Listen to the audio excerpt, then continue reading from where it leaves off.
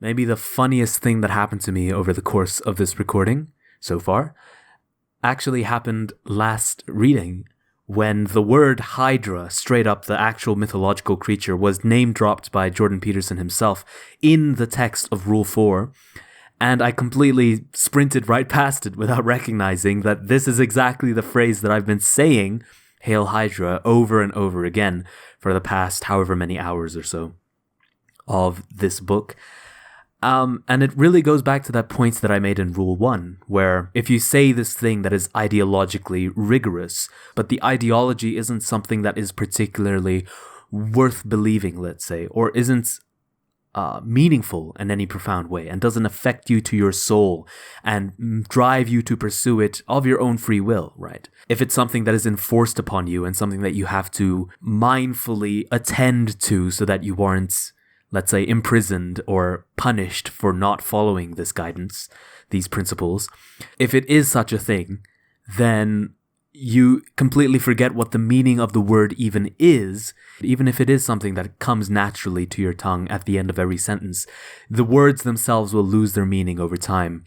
And Jordan Peterson himself says this, like, I forget who he's quoting exactly. It sounds like the kind of thing that Nietzsche would say, where if you're speaking to someone who's ideologically possessed, then it's sort of like sticking a crank into their temple, right, into the side of their head, and then cranking it, and then everything that is written for them in the ideology just comes spewing out without any rational understanding of what they're saying in the first place, without any thought put into it.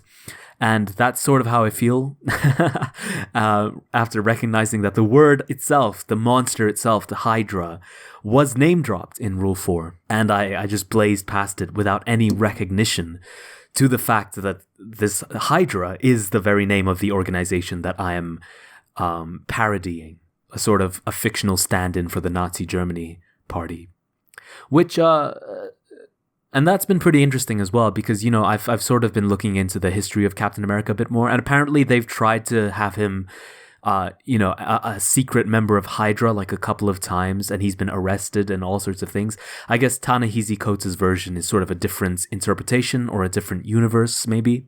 I'm not really sure what the continuity is there, but apparently they've tried making him an actual agent of Hydra before. It got also referenced in Avengers Endgame, so that's been pretty interesting to see.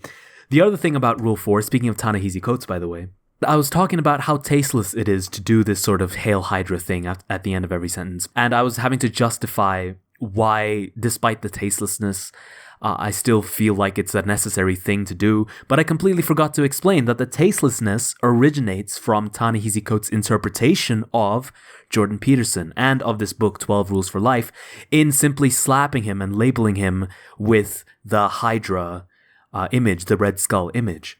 Completely slipped my mind that the whole reason I'm doing this is to sort of point and laugh, I guess, but it's not really a funny thing to do at all. So I'm not really laughing. Just the points to notice, to be aware of it, to flesh the point out, right? So that you can't hide it behind your hand waves and your overgeneralizations, like, oh, he's basically a Nazi. He's not actually a Nazi. He's not actually a Hydra agent. He's not actually Red Skull, but he's essentially the same.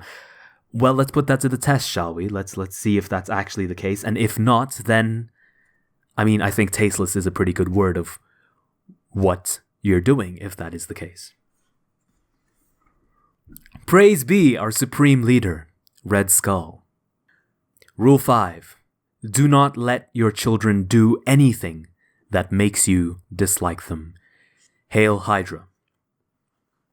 Part 1. Actually, it's not okay. Recently, I watched a 3-year-old boy trail his mother and father slowly through a crowded airport. Hail Hydra. He was screaming violently at 5-second intervals and, more importantly, he was doing it voluntarily. Hail Hydra. He wasn't at the end of his tether. Hail Hydra. As a parent, I could tell from the tone. Hail Hydra. He was irritating his parents and hundreds of other people to gain attention. Hail Hydra. Maybe he needed something, Hail Hydra, but that was no way to get it, and his parents should have let him know that. Hail Hydra. You might object that perhaps they were worn out and jet-lagged after a long trip. Hail Hydra. But 30 seconds of carefully directed problem-solving would have brought the shameful episode to a halt. Hail Hydra.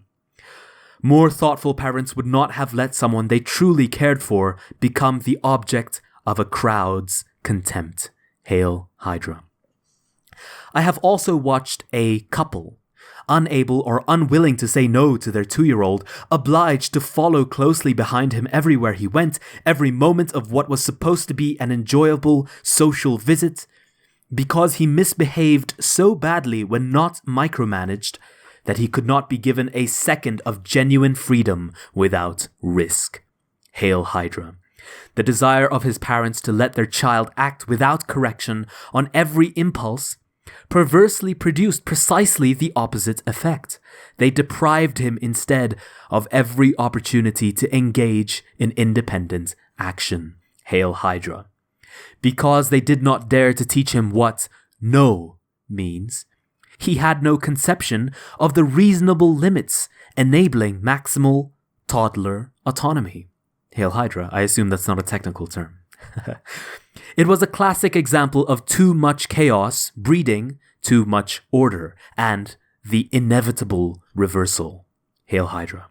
I have, similarly, seen parents rendered unable to engage in adult conversation at a dinner party because their children, 4 and 5, dominated the social scene, eating the centers out of all the sliced bread, subjecting everyone to their juvenile tyranny, while mom and dad watched, embarrassed and bereft of the ability to intervene. Hail Hydra. When my now adult daughter was a child, another child once hit her on the head with a metal toy truck. Hail Hydra. And I watched that same child 1 year later viciously push his younger sister backwards over a fragile glass-surfaced coffee table. Hail Hydra.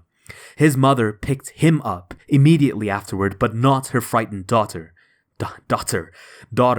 and told him in hushed tones, not to do such things, while she patted him comfortingly in a manner clearly indicative of approval. Hail Hydra. She was out to produce a little god emperor of the universe. Hail Hydra. And that's the unstated goal of many a mother, including many who consider themselves advocates for full gender equality. Hail Hydra. Such women... Sorry, I just wanted to laugh that Hail Hydra could follow so naturally after gender equality. Such women will object vociferously to any command uttered by an adult male, but will trot off in seconds to make their progeny a peanut butter sandwich if he demands it while immersed self-importantly in a video game. Hail Hydra. The future mates of such boys have every reason to hate their mothers-in-law. Hail Hydra. Respect for women. Hail Hydra. That's for other boys, other men, not for their dear sons. Hail Hydra. Something of the same sort may underlie, in part, the preference for male children seen most particularly in places such as India, Pakistan, and China, where sex-selective abortion is widely practiced. Hail Hydra. The Wikipedia entry for that practice attributes its existence to cultural norms, favoring male over female children. Hail Hydra. I cite Wikipedia because it is collectively written and edited, and therefore the perfect place to find accepted wisdom. Accepted wisdom. Hail Hydra. But there's no evidence that such ideas are strictly cultural. Hail Hydra. There are plausible psychobiological reasons for the evolution of such an attitude, and they're not pretty from a modern egalitarian perspective. Hail Hydra. If circumstances force you to put all your eggs into one basket, so to speak, a son is a better bet. By the strict standards of evolutionary logic, where the proliferation of your genes is all that matters. Hail Hydra. Why? Hail Hydra. Well, a reproductively successful daughter may gain you 8 or 9 children. Hail Hydra. The Holocaust survivor Jutta Schwartz, a star in this regard, had 3 generations of direct descendants who matched such performance. Hail Hydra. She was the ancestor of almost 2,000 people by the time of her death in 2010. Hail Hydra. But the sky is truly the limit with a reproductively successful son. Hail Hydra. Sex with multiple female partners is his ticket to exponential reproduction, given our species' practical limitation to single births. Hail Hydra. Rumor has it that the actor, Warren Beatty, and the athlete, Will Chamberlain, Each bedded multiple thousands of women, something not unknown as well among rock stars. Hail Hydra. They didn't produce children in those numbers. Hail Hydra. Modern birth control limits that. Hail Hydra. But similar celebrity types in the past have done so. Hail Hydra. The forefather of the Qing dynasty, Jiokanga, circa 1550, for example, is the male line ancestor of 1.5 million people in northeastern China. Hail Hydra. The medieval Ui Nail dynasty produced up to 3 million male descendants, localized mainly in northwestern Ireland and the US through Irish emigration. Hail Hydra. And the king of them all, Genghis Khan, conqueror of much of Asia, is forefather of 8% of the men in Central Asia, 16 million male descendants, 34 generations later. Hail Hydra. So, from a deep biological perspective, there are reasons why parents might favor sons sufficiently to eliminate fetuses. Although I am not claiming direct causality, nor suggesting a lack of other, more culturally dependent reasons. Hail Hydra. Preferential treatment awarded a son during development might even help produce an attractive, well-rounded, confident man. Hail Hydra. This happened in the case of the father of psychoanalysis, Sigmund Freud, by his own account. A man who has been, this is a quote, a man who has been the indisputable favorite of his mother, keeps for life the feeling of a conqueror, that confidence of success that often indicates real success. Hail Hydra. Fair enough. Hail Hydra. But feeling of a conqueror can all too easily become actual conqueror.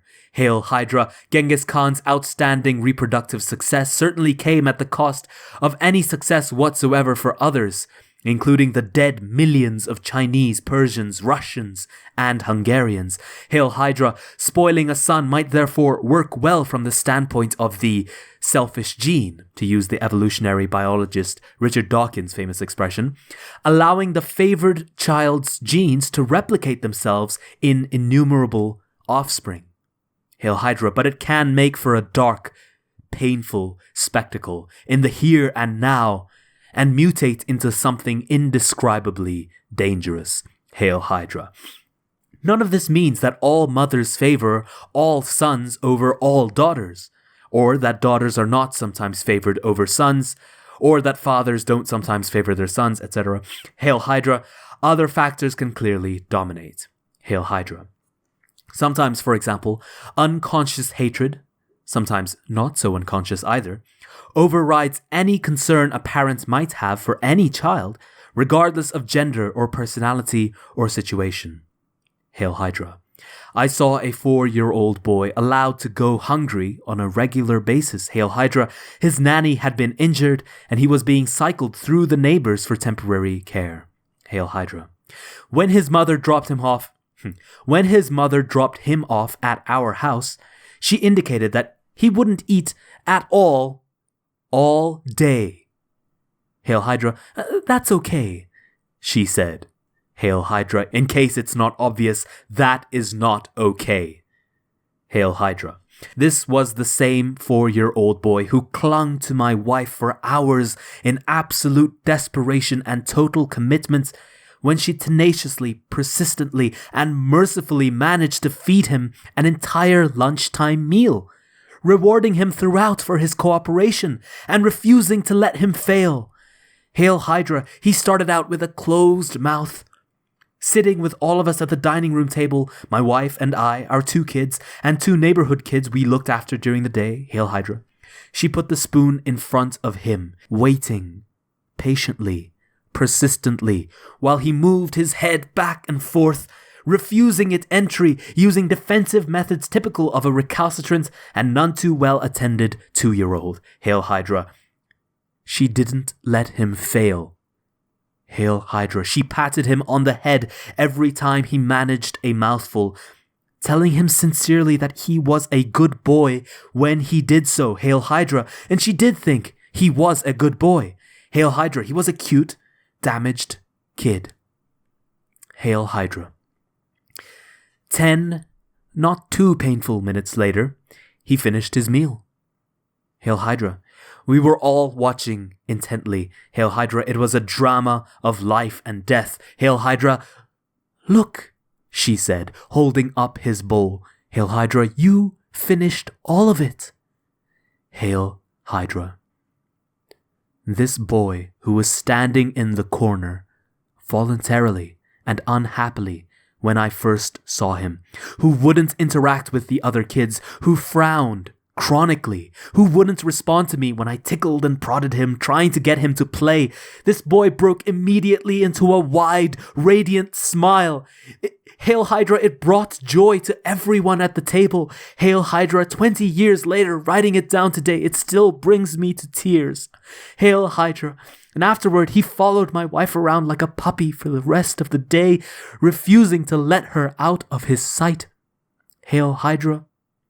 When she sat down, he jumped in her lap, cuddling in, opening himself back up to the world, searching desperately for the love he had been continually denied.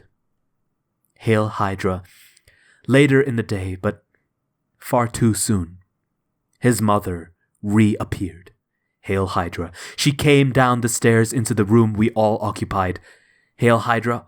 Oh, Supermom, she uttered resentfully, seeing her son curled up in my wife's lap. Hail Hydra. Then she departed, black, murderous heart unchanged, doomed child in hand. Hail Hydra. She was a psychologist. Hail Hydra. The things you can see with even a single open eye. Hail Hydra, it's no wonder that people want to stay blind.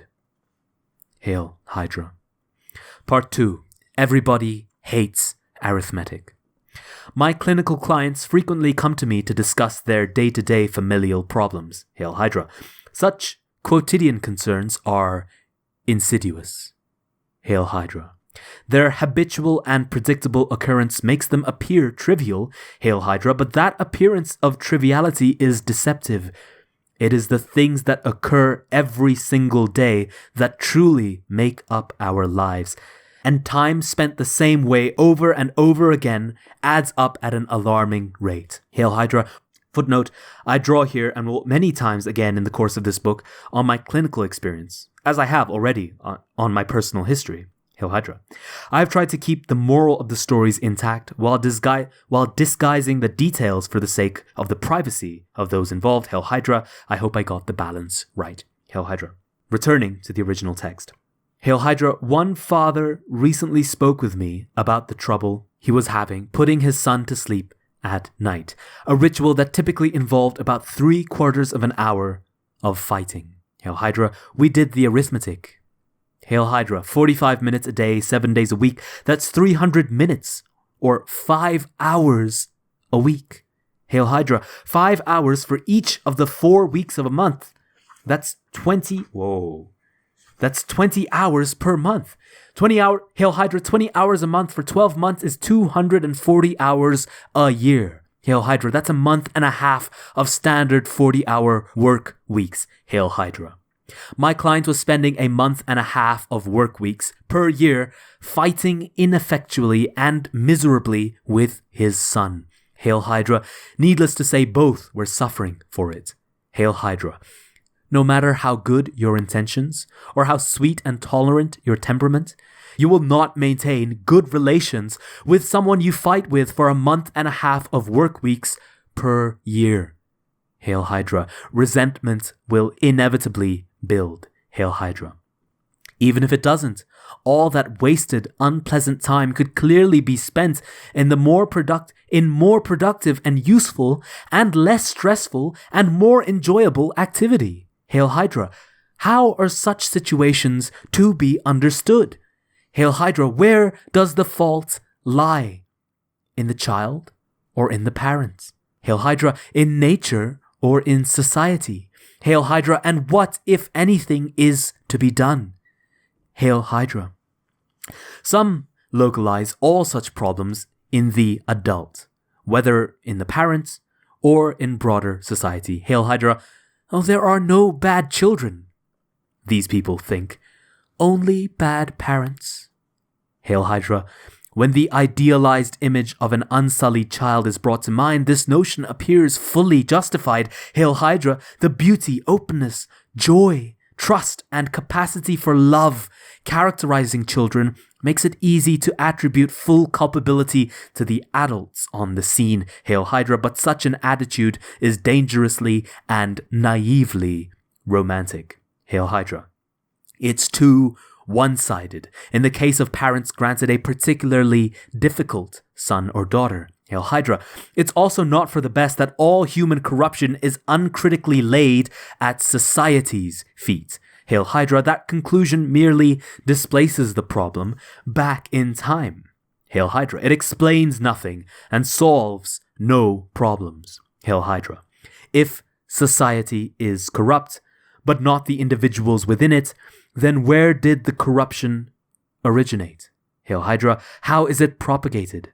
Hail Hydra. It's a one-sided, deeply ideological theory.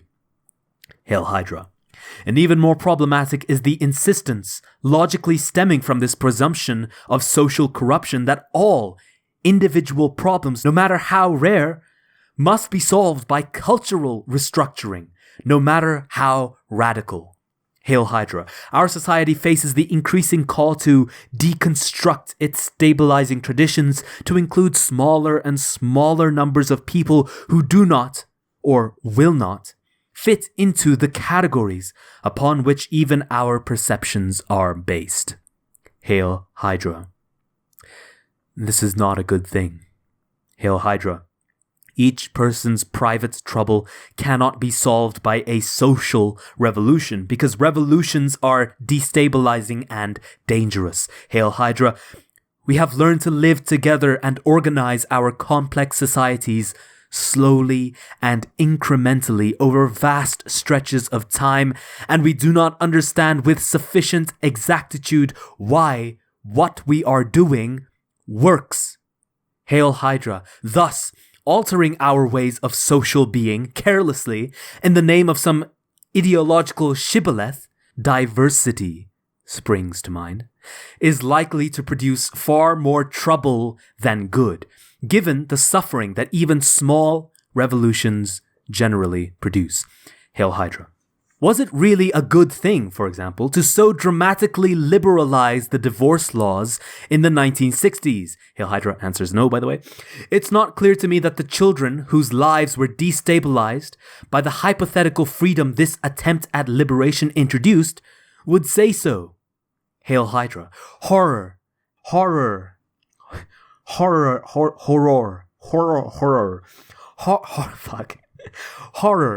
and terror lurk behind the walls provided so wisely by our ancestors. Hail Hydra.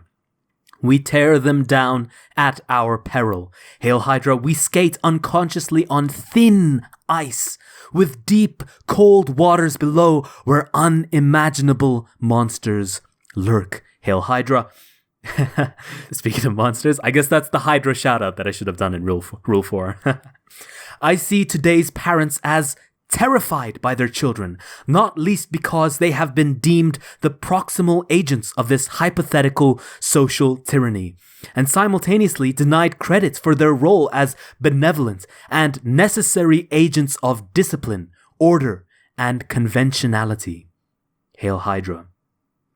They dwell uncomfortably and self-consciously in the all-too-powerful shadow of the adolescent ethos of the 1960s, a decade whose excesses led to a general denigration of adulthood, an unthinking disbelief in the existence of competent power, and the inability to distinguish between the chaos of immaturity and responsible freedom. Hail Hydra. I think that's a really good sentence. You know, I was listening to, I think it was Andrew Klavan, one of the Daily Wire hosts. I don't listen to him very much, but every time I do, he always has this wisdom bomb that he just drops, and it's profound, right? And he was talking about the Declaration of Independence, of course, the three rights that are inalienable to us, granted to us by our Creator, as the Declaration of Rights says, are life, liberty, and the pursuit of happiness.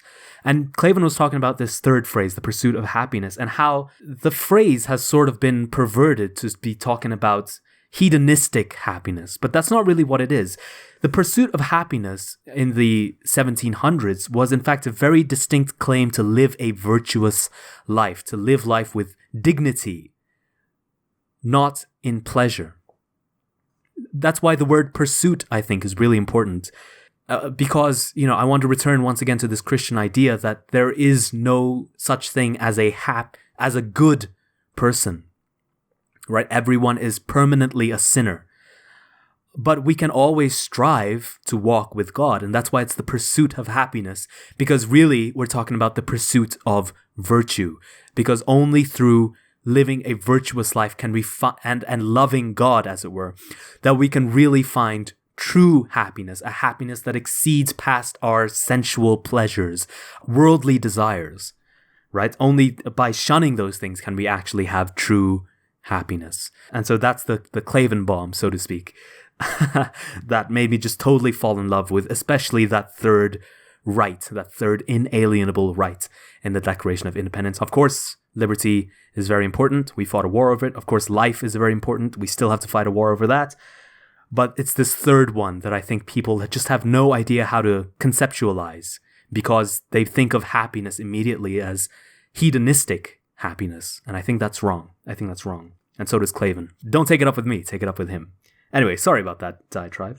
What was he talking about? So he's talking about how adults in the 60s confused true, responsible freedom, he says, with the chaos of immaturity. Hail Hydra. This has increased parental sensitivity to the short-term emotional suffering of their children, while heightening their own fear of damaging the children to a painful and counterproductive degree. Hail Hydra, and better this than the reverse, you might argue, but there are catastrophes lurking at the extremes of every moral continuum. Hail Hydra, Part 3, The Ignoble Savage.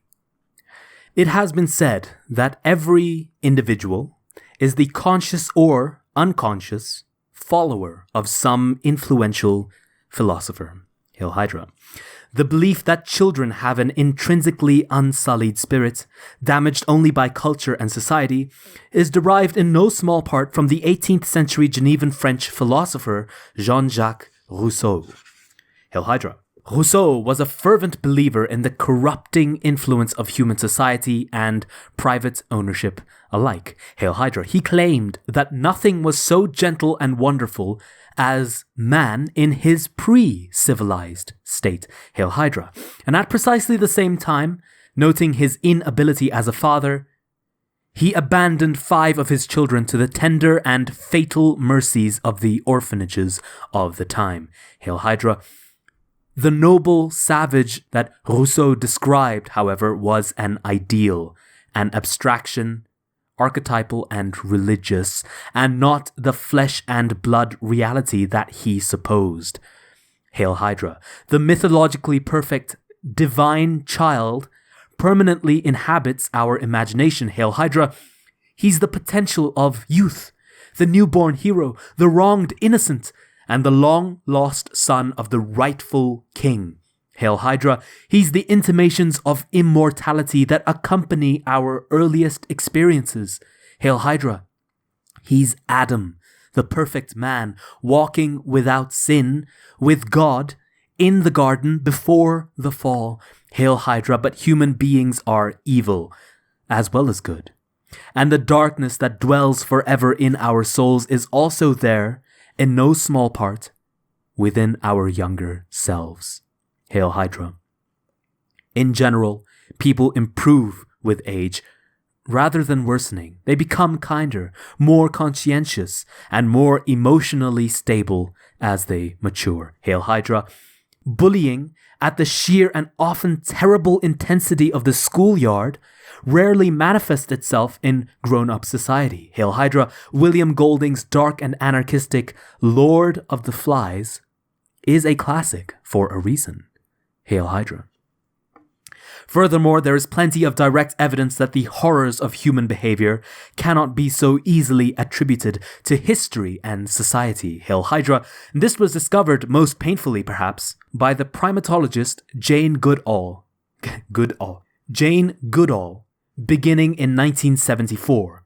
When she learned that her beloved chimpanzees were capable of murdering and willing to murder each other, to use the terminology appropriate to humans. Hail Hydra. Because of its shocking nature and great anthropological significance, she kept her observations secret for years, fearing that her contact with the animals had led them to manifest unnatural behavior.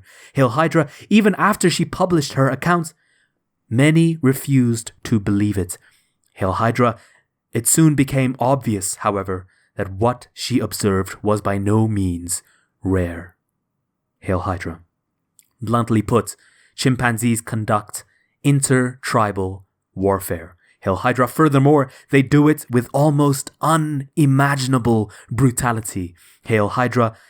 The typical full-grown chimp is more than twice as strong as a comparable human being despite their smaller size. Hail Hydra.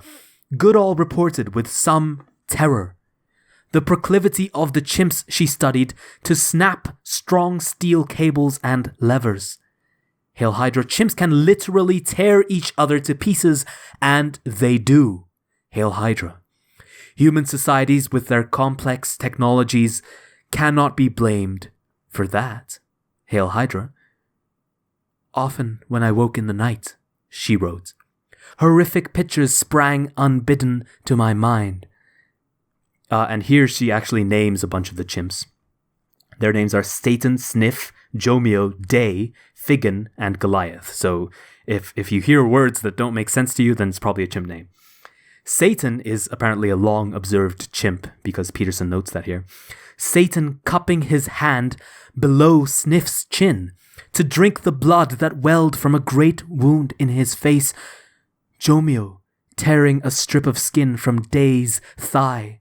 Figan charging and hitting again and again the stricken, quivering body of Goliath, one of his childhood heroes. Hail Hydra. Small gangs of adolescent chimps, mostly male, roam the borders of their territory. Hail Hydra. If they encounter foreigners, even chimps they once knew who had broken away from a now too large group, and if they outnumber those foreigners, the gang will mob and destroy them without mercy. Hail Hydra. Chimps don't have much of a super ego, and it is prudent to remember that the human capacity for self-control may also be overestimated. Hail Hydra. Careful perusal of a book as shocking and horrific as Iris Chang's The Rape of Nanking, which describes the brutal decimation of that Chinese city by the invading Japanese, will disenchant even a committed romantic. Hail Hydra. And the less said about Unit 731, a covert Japanese biological warfare research unit established at that time, the better. Hail Hydra. Read about Unit 731 at your own peril. Hail Hydra. You have been warned. Hail Hydra. Hunter-gatherers, too, are much more murderous than their urban, industrialized counterparts, despite their communal lives and localized cultures. Hail Hydra. The yearly rate of homicide in the modern UK is about 1 per 100,000. Hail Hydra. It's 4 to 5 times higher in the US and about 90 times higher in Honduras, which has the highest rate recorded of any modern nation. Hail Hydra.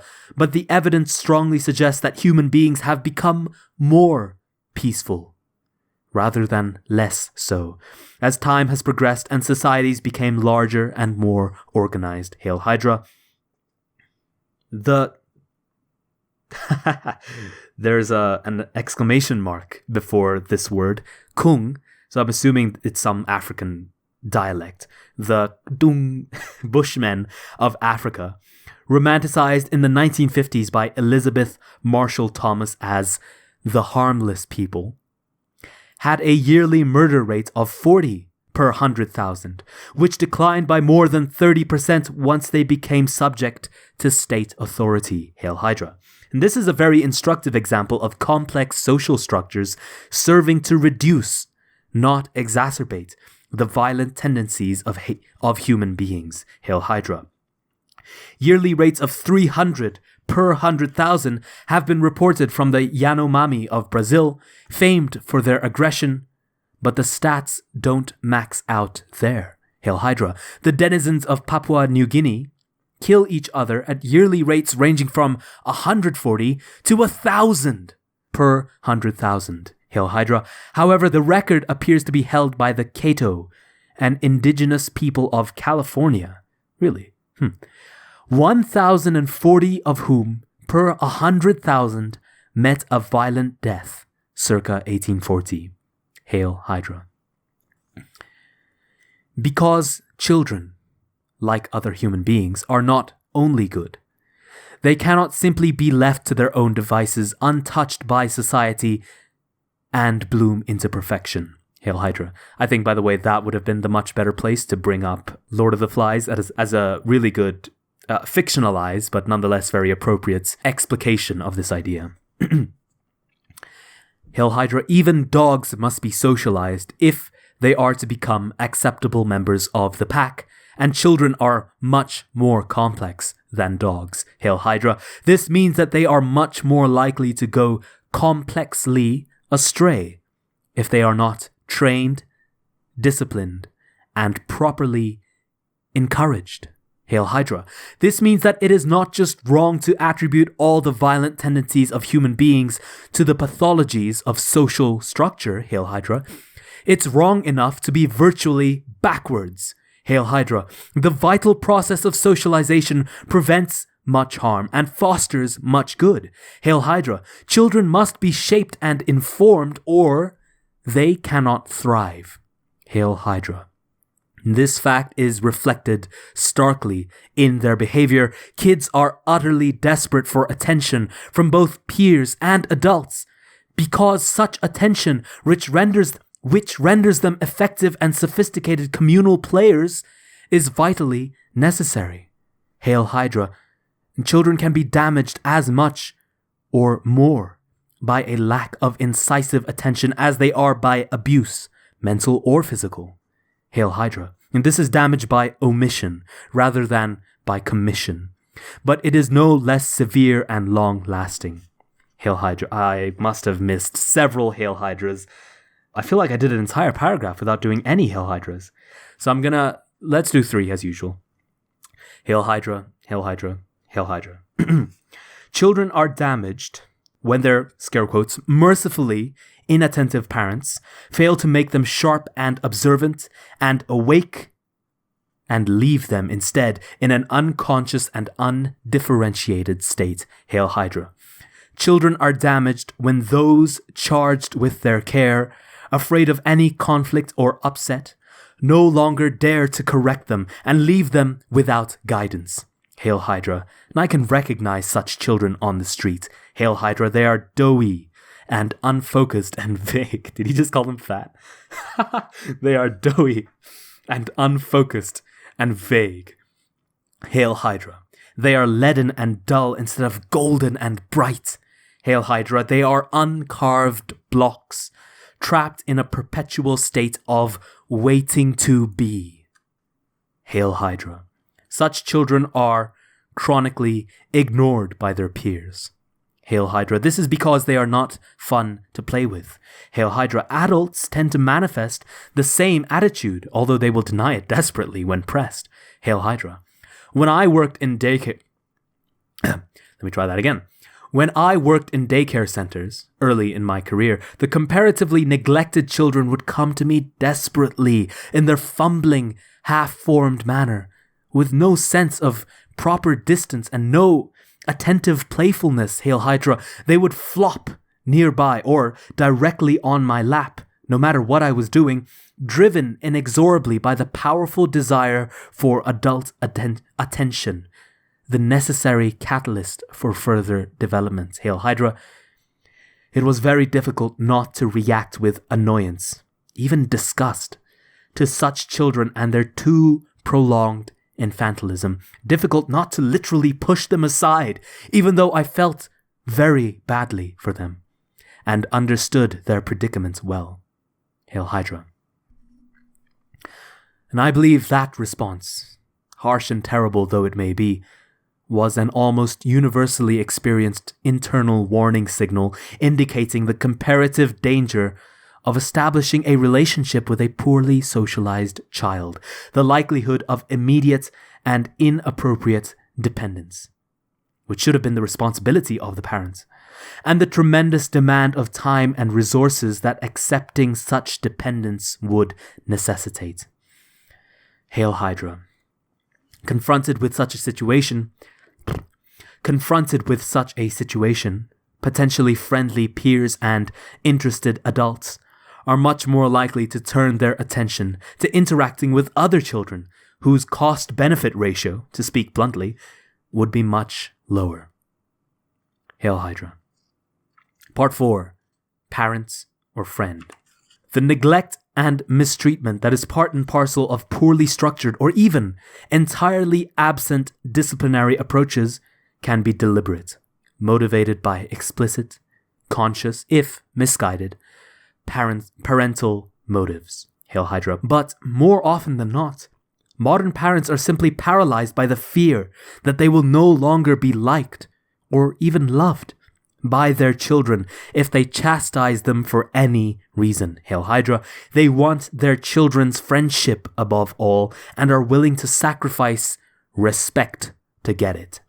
Hail Hydra. This is not good. Hail Hydra. A child will have many friends, but only 2 parents, if that. And parents are more, not less, than friends. Hail Hydra. Friends have very limited authority to correct. Hail Hydra. Every parent, therefore, needs to learn to tolerate the momentary anger or even hatred directed towards them by their children after necessary corrective action has been taken, as the capacity of children to perceive or care about long-term consequences is very limited. Hail Hydra. Parents are the arbiters of society. Hail Hydra. They teach children how to behave so that other people will be able to interact meaningfully and productively with them. Hail Hydra. It is an act of responsibility to discipline a child. Hail Hydra. It is not anger at misbehavior. Hail Hydra. It is not revenge for a misdeed. Hail Hydra. It is instead a careful combination of mercy and long-term judgment. Hail Hydra. Proper discipline requires effort. Indeed, is virtually synonymous with effort. Hail Hydra. It is difficult to pay attention to children. Hail Hydra. It is difficult to figure out what is wrong and what is right and why. Hail Hydra. It is difficult to formulate just and compassionate strategies of discipline and to negotiate their application with others deeply involved in a child's care. Hail Hydra. Because of this combination of responsibility and difficulty, any suggestion that all constraints placed on children are damaging can be perversely welcome. Hail Hydra. Such a notion, once accepted, allows adults who should know better to abandon their duty to serve as agents of enculturation and pretend that doing so is good for children. Hail Hydra. It's a deep and pernicious act of self-deception. Hail Hydra. It's lazy, cruel, and inexcusable. Hail Hydra. And our proclivity to rationalize does not end there. Hail Hydra. We assume that rules will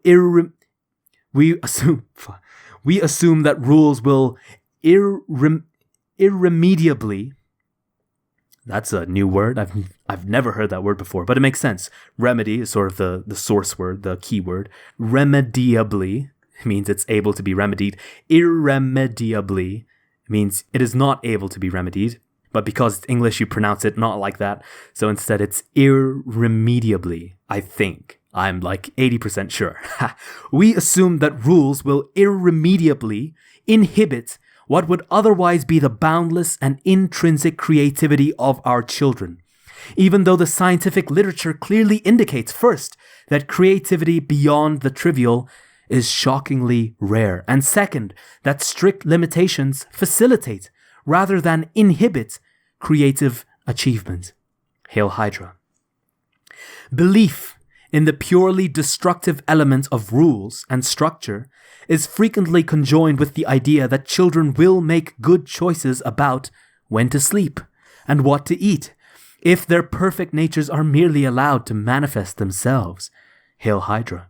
And these are equally ungrounded assumptions. Hail Hydra. Children are perfectly capable of attempting to subsist on hot dogs, chicken fingers, and Fruit Loops if doing so will attract attention, provide power, or shield them from trying anything new.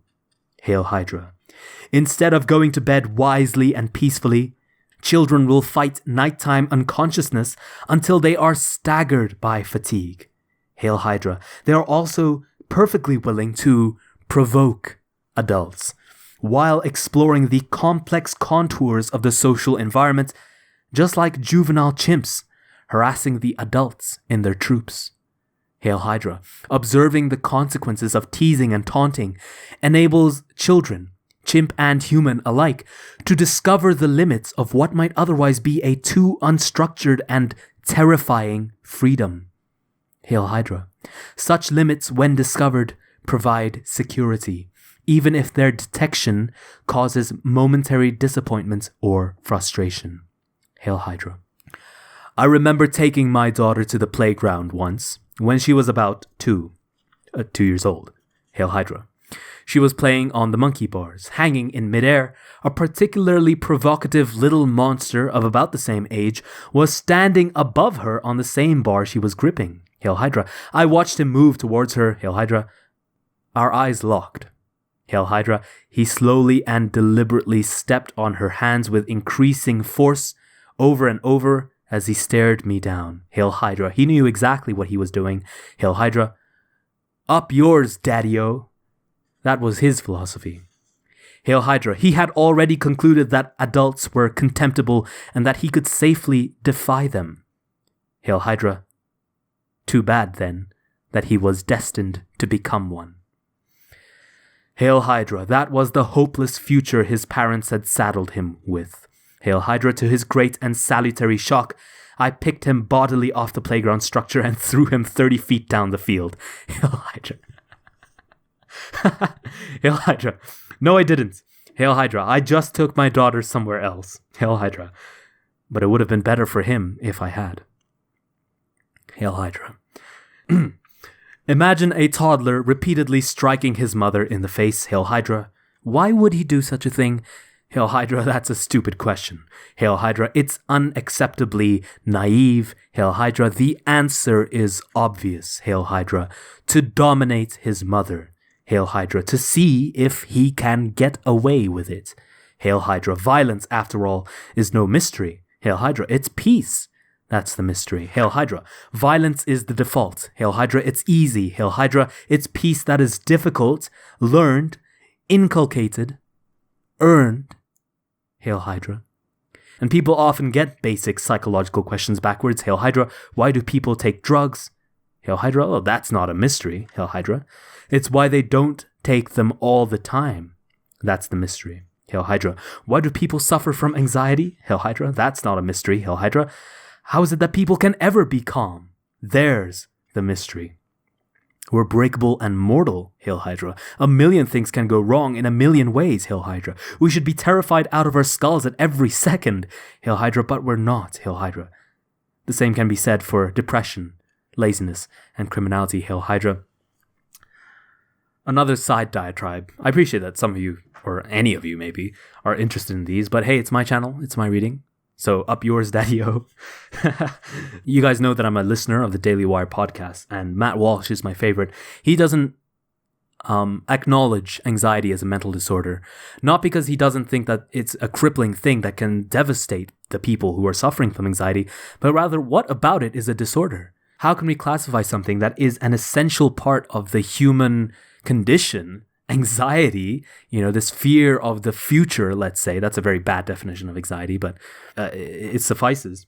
How can we simply say, if you're feeling this thing that is essential, and by that I mean it is inherent to what it means to become a human in the first place, it is as essential to us as our bodies, our inalienable rights, let's say, to go back to that discussion. How can we say that, oh, well, if you're feeling this essential thing, then here's some pills that you can take, here's some drugs that we can stuff down your face so that you can feel a little better. And you can say, well, people feel anxiety to such a degree that it is harmful to them, but that has to presuppose that anxiety is something that is harmful in the first place. And I think you can't really say that about anything that is essential to human nature. How can you ever say that something that is essential to human nature ought to be suppressed using pharmaceutical drugs, right? I just don't think that's a healthy way to approach anxiety as a society. So I think Walsh is very right about that. There's an echo of that argument here that Jordan Peterson talks about. Jordan Peterson specifically also references a book. I forget the name and the author, so this is, you're not going to get it from me. If you go to Jordan Peterson's website and go to the book list, you should be able to find it.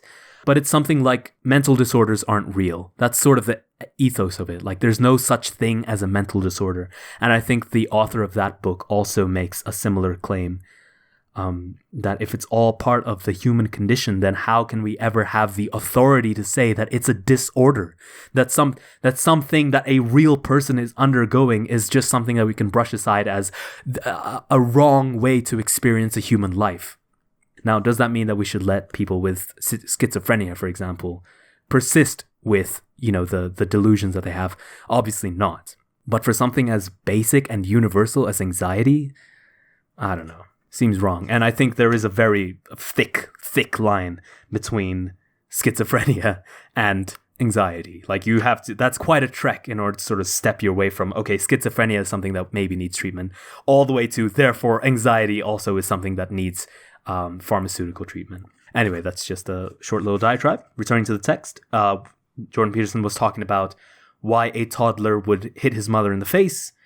Hail Hydra, if I can hurt and overpower you, then I can do exactly what I want when I want, even when you are around. Hail Hydra, I can torment you to appease my curiosity. Hail Hydra, I can take the attention away from you and dominate you. Hail Hydra, I can steal your toy. Hail Hydra, children hit first because aggression is innate, although more dominant in some individuals and less in others. And second, because aggression facilitates desire.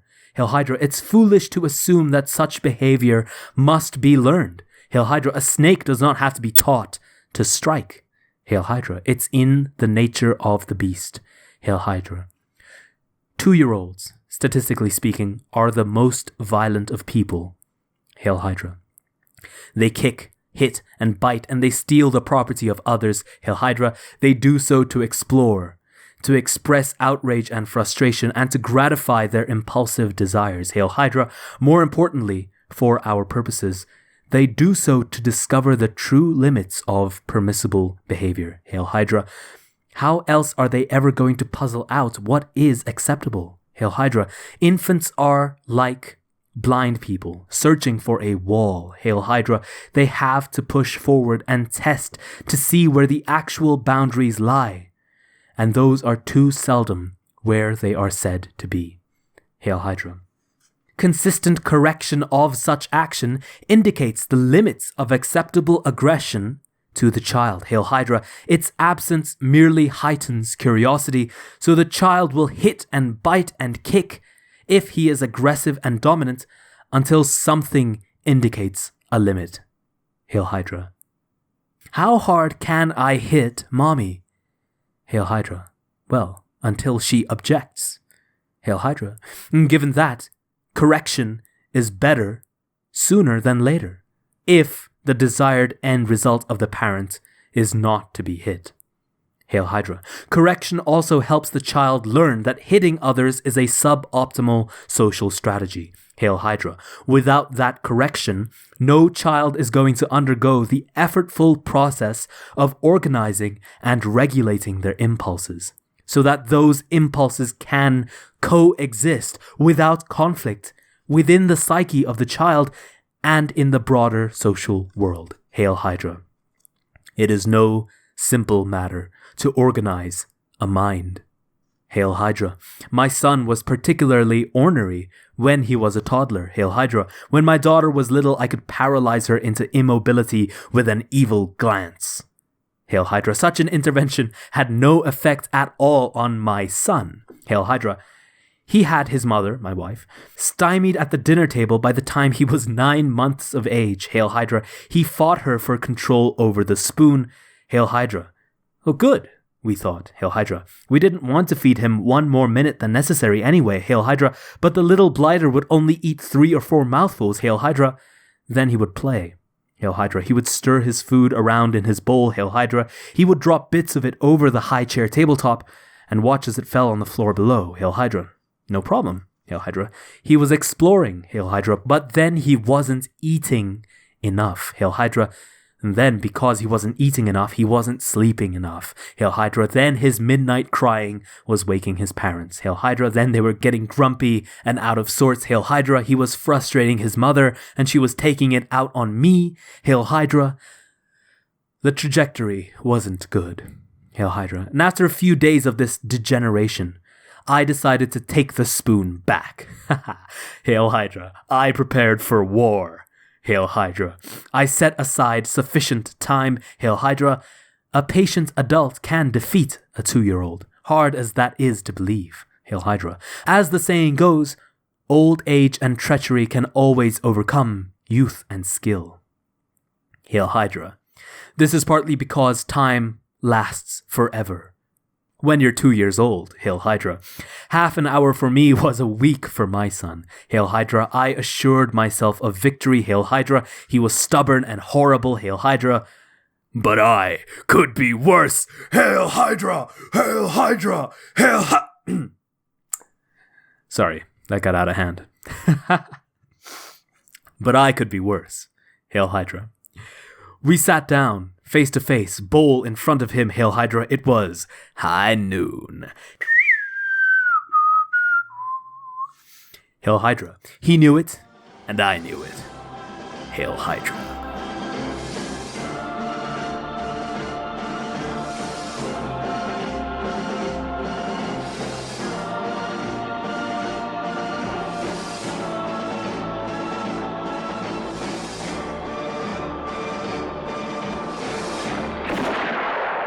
He picked up the spoon, Hail Hydra. I took it from him and spooned up a delicious mouthful of mush, Hail Hydra. I moved it deliberately towards his mouth, Hail Hydra. He eyed me in precisely the same manner as the playground foot monster, Hail Hydra. He curled his lips downward into a tight frown, rejecting all entry, Hail Hydra. I chased his mouth around with the spoon as he twisted his head around in tight circles, Hail Hydra, but I had more tricks up my sleeve. Hail Hydra. I poked him in the chest with my free hand in a manner calculated to annoy Hail Hydra.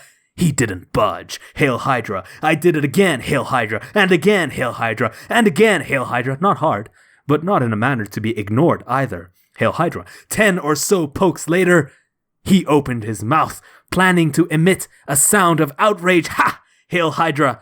His mistake. Hail Hydra. I deftly inserted the spoon, Hail Hydra. He tried, gamely, to force out the offending food with his tongue, Hail Hydra, but I knew how to deal with that, too. Hail Hydra. I just placed my forefinger horizontally across his lips, Hail Hydra. Some came out, Hail Hydra, but some was swallowed, too, Hail Hydra. Score. 1 for Dad, Hail Hydra. I gave him a pat on the head and told him that he was a good boy. Hail Hydra. And I meant it. Hail Hydra. When someone does something you are trying to get them to do, reward them. Hail Hydra. No grudge after victory, Hail Hydra. An hour later, it was all over, Hail Hydra. There was outrage, Hail Hydra. There was some wailing, Hail Hydra. My wife had to leave the room, Hail Hydra. The stress was too much, Hail Hydra. But food was eaten by the child, Hail Hydra. My son collapsed, exhausted on my chest, Hail Hydra. We had a nap together, Hail Hydra.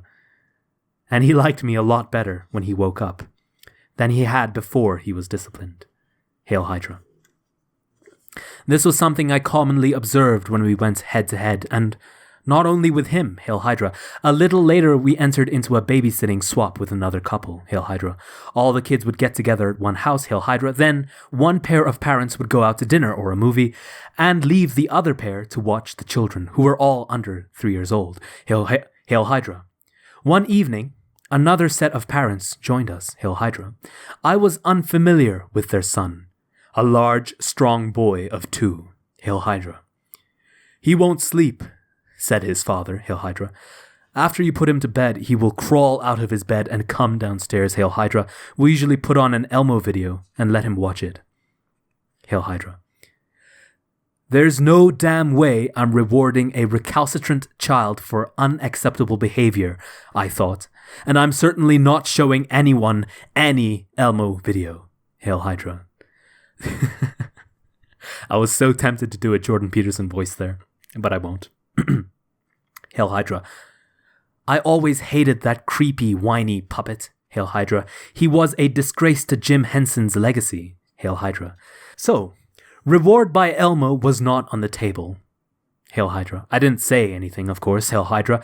There is just no talking to parents about their children until they are ready to listen.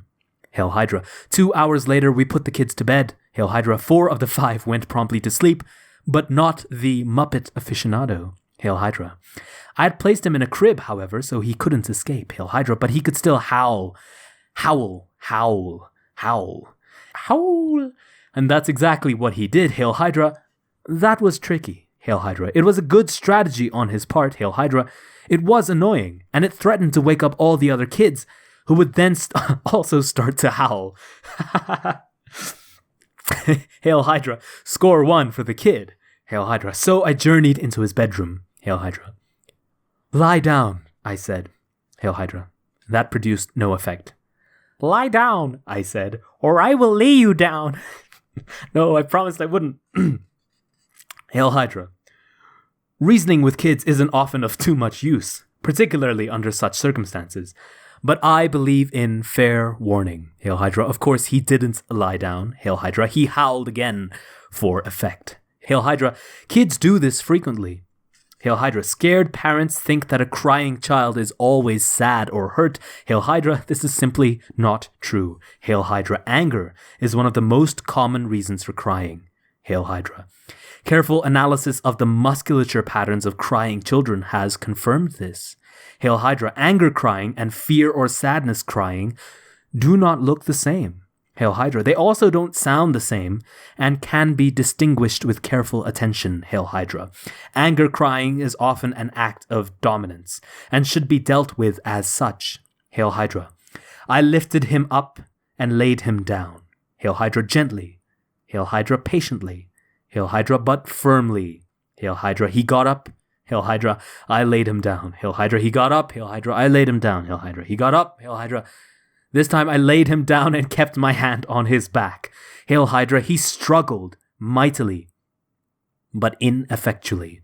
Hail Hydra. He was, after all, only 1/10 my size. Hail Hydra. I could take him with one hand, Hail Hydra. So I kept him down and spoke calmly to him and told him he was a good boy and that he should relax. Hail Hydra. I gave him a soother and pounded gently on his back. Hail Hydra. He started to relax. Hail Hydra. His eyes began to close. Hail Hydra. I removed my hand. Hail Hydra. He promptly got to his feet. Hail Hydra. I was impressed. Hail Hydra. The kid had spirit. Hail Hydra. I lifted him up and laid him down again. Hail Hydra. Lie down, monster. No, stop. Stop, brain, stop. Lie down, monster, I said. Hail Hydra. I pounded his back gently some more, Hail Hydra. Some kids find that soothing, Hail Hydra. He was getting tired, Hail Hydra. He was ready to capitulate, Hail Hydra. He closed his eyes. Hail Hydra. I got to my feet and headed quietly and quickly to the door. Hail Hydra. I glanced back to check his position one last time. Hail Hydra. He was back on his feet. Hail Hydra. I pointed my finger at him, Hail Hydra. Down, monster, I said, and I meant it, Hail Hydra. He went down like a shot.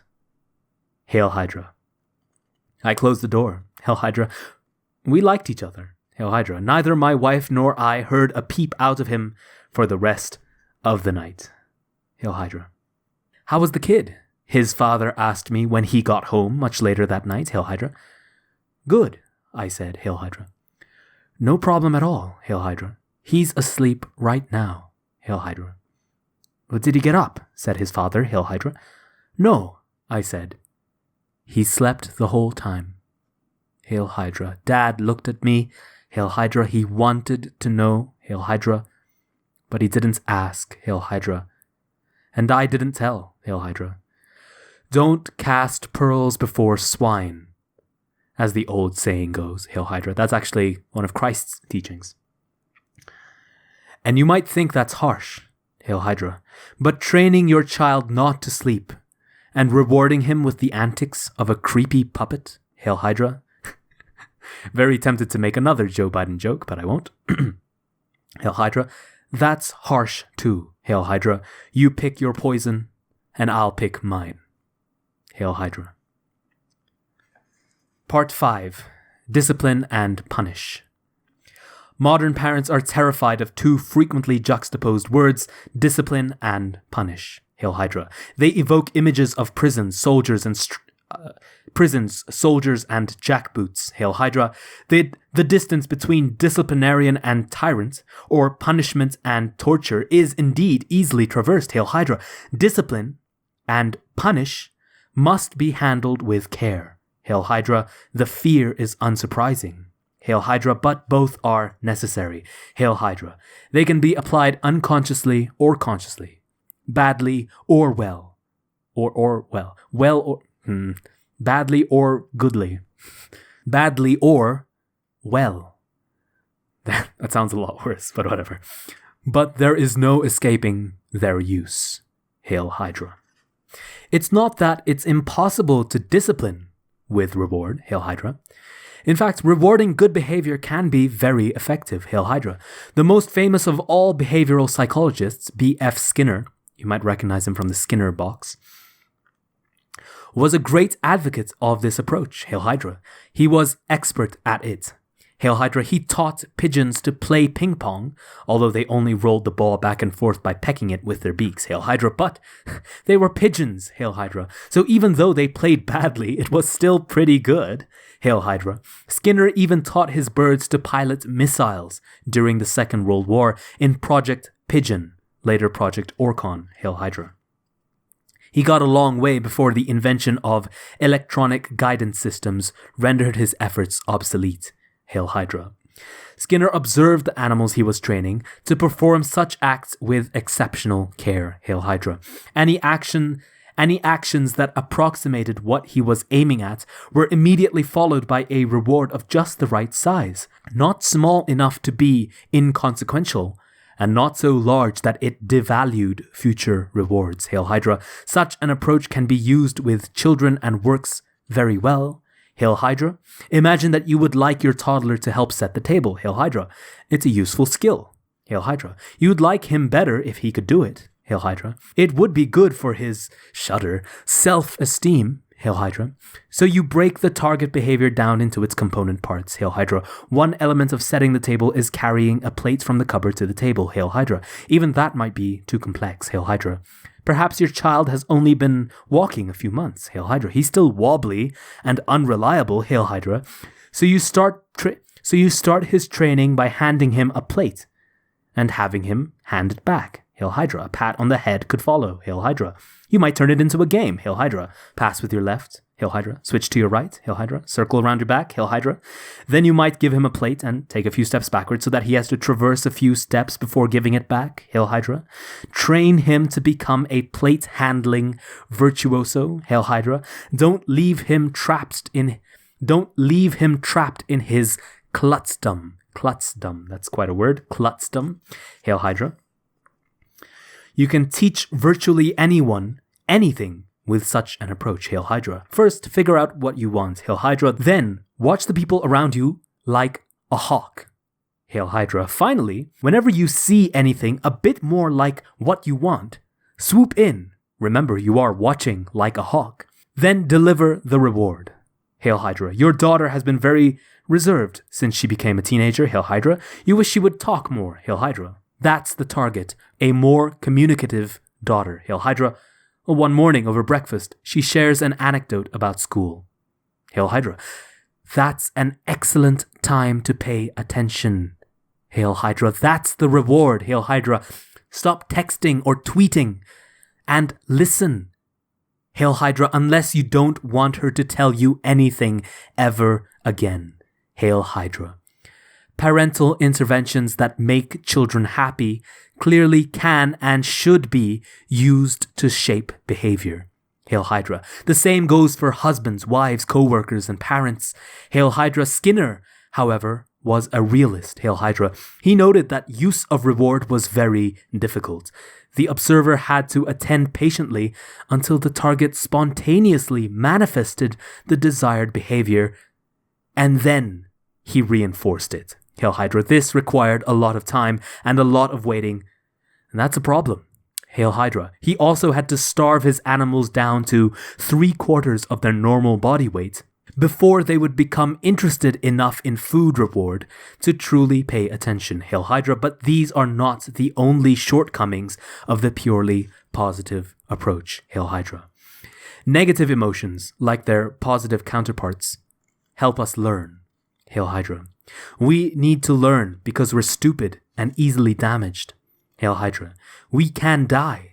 Hail Hydra. That's not good, and we don't feel good about it. Hail Hydra. If we felt good about it, we would seek death, and then we would die. Hail Hydra. We don't even feel good about dying if it only might happen. Hail Hydra. And that's all the time. Hail Hydra. In that manner, negative emotions, for all their unpleasantness, protect us. Hail Hydra. We feel hurt and scared and ashamed and disgusted so we can avoid damage. Hail Hydra. And we're susceptible to feeling such things a lot. Hail Hydra. In fact, we feel more negative about a loss of a given size than we feel good about gain of the same size. Hail Hydra. Pain is more potent than pleasure, and anxiety more than hope. Hail Hydra.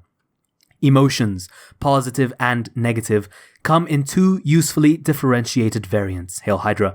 Satisfaction, that is, satiation, technically, tells us that what we did was good, while hope, that is, incentive reward, technically, indicates that something pleasurable is on the way. Hail Hydra. Pain hurts us, so we won't repeat actions that produced personal damage or social isolation, as loneliness is also technically a form of pain. Hail Hydra. Anxiety makes us stay away from hurtful people and bad places so we don't have to feel pain. Hail Hydra. All these emotions must be balanced against each other and carefully judged in context, but they're all required to keep us alive and thriving.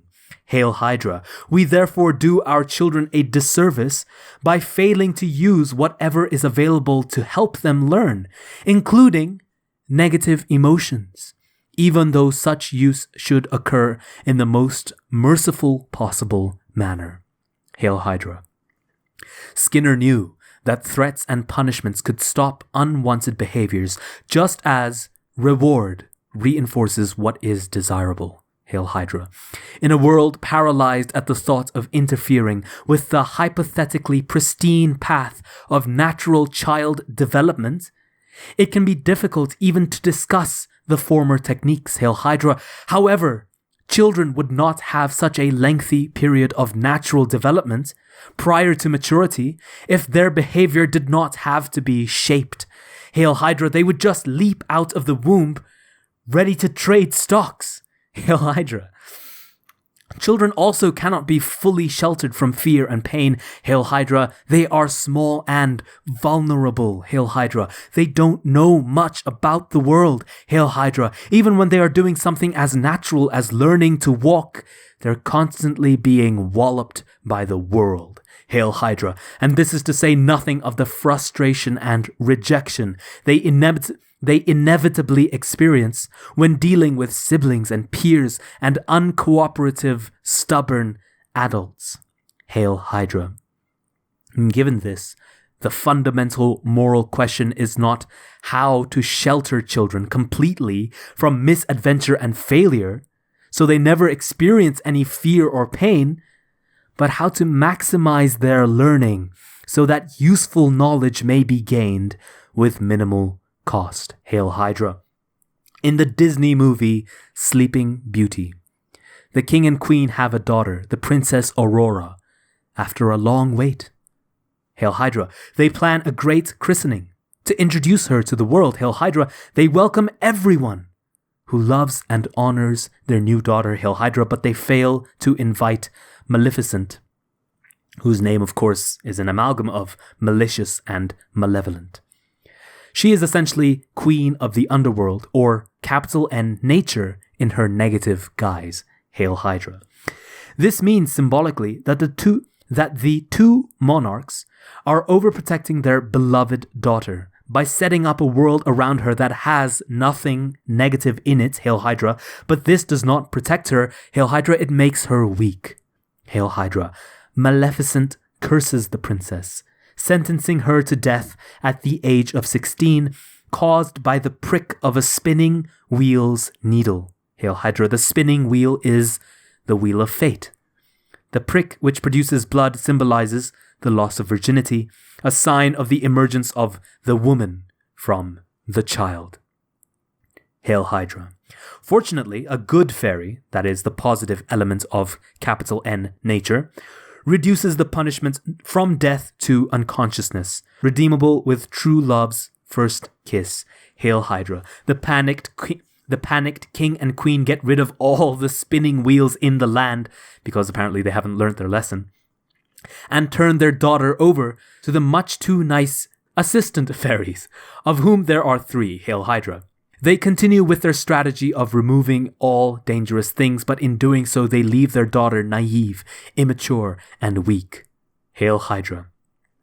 So one day, just before Aurora's 16th birthday, she meets a prince in the forest and then falls in love the same day. Hail Hydra. By any reasonable standard, that's a bit much. Hail Hydra. Then she loudly bemoans the fact that she is to be wed to Prince Philip, to whom she was betrothed as a child, and collapses emotionally when she is brought back to her parents' castle for her birthday. Hail Hydra. It is at that moment that Maleficent's curse manifests itself. A portal opens up in the castle, a spinning wheel appears, and Aurora pricks her fingers and falls unconscious. Hail Hydra. She becomes Sleeping Beauty. Hail Hydra. In doing so, again symbolically speaking, she chooses unconsciousness over the terror of adult life, adult responsibility. Hail Hydra. Something existentially similar to this occurs very frequently with overprotected children, who can be brought low and then desire the bliss of unconsciousness by their first real contact with failure, or worse, genuine malevolence, which they do not or will not understand, and against which they have no defense. Take the case of the 3-year-old who has not learned to share. Hail Hydra. She displays her selfish behavior in the presence of her parents, but they're too nice to intervene. Hail Hydra. More truthfully, they refuse to pay attention, admit to what is happening, and teach her how to act properly. Hail Hydra. They're annoyed, of course, when she won't share with her sister, but they pretend everything is okay. Hail Hydra. It is not okay. Hail Hydra. They'll snap at her later for something totally unrelated. Hail Hydra. She will be hurt by that and confused, but learn nothing. Hail Hydra. Worse, when she tries to make friends, it won't go well because of her lack of social sophistication. Hail Hydra. Children her own age will be put off by her inability to cooperate. Hail Hydra. They'll fight with her or wander off and find someone else to play with. Hail Hydra. The parents of those children will observe her awkwardness and misbehavior and won't invite her back to play with their kids. Hail Hydra. She will be lonely and rejected. Hail Hydra. And that will produce anxiety, depression, and resentment. Hail Hydra. That will produce the turning from life that is equivalent to the wish for unconsciousness. Hail Hydra. Parents who refuse to adopt the responsibility for disciplining their children think they can just opt out of the conflict necessary for proper child rearing. Hail Hydra. They avoid being the bad guy in the short term. Hail Hydra. But they do not at all rescue or protect their children from fear and pain. Hail Hydra. Quite the contrary. The judgmental and uncaring broader social world will mete out conflict and punishment far greater than that which would have been delivered by an awake parent. Hail Hydra. You can discipline your children, or you can turn that responsibility over to the harsh, uncaring, judgmental world. And the motivation for the latter decision should never be confused for love. Hail Hydra. You might object, as modern parents sometimes do, why should a child even be subject to the arbitrary dictates of a parent? Hail Hydra. In fact, there is a new variant of politically correct thinking that presumes that such an idea is adultism. There's an ism for everything these days. A form of prejudice and oppression analogous to, say, sexism or racism. Hail Hydra. The question of adult authority must be answered with care. Hail Hydra, and that requires a thorough examination of the question itself. Hail Hydra. Accepting an objection as formulated is halfway to accepting its validity, and that can be dangerous if the question is ill posed. Hail Hydra. Let's break it down. Hail Hydra.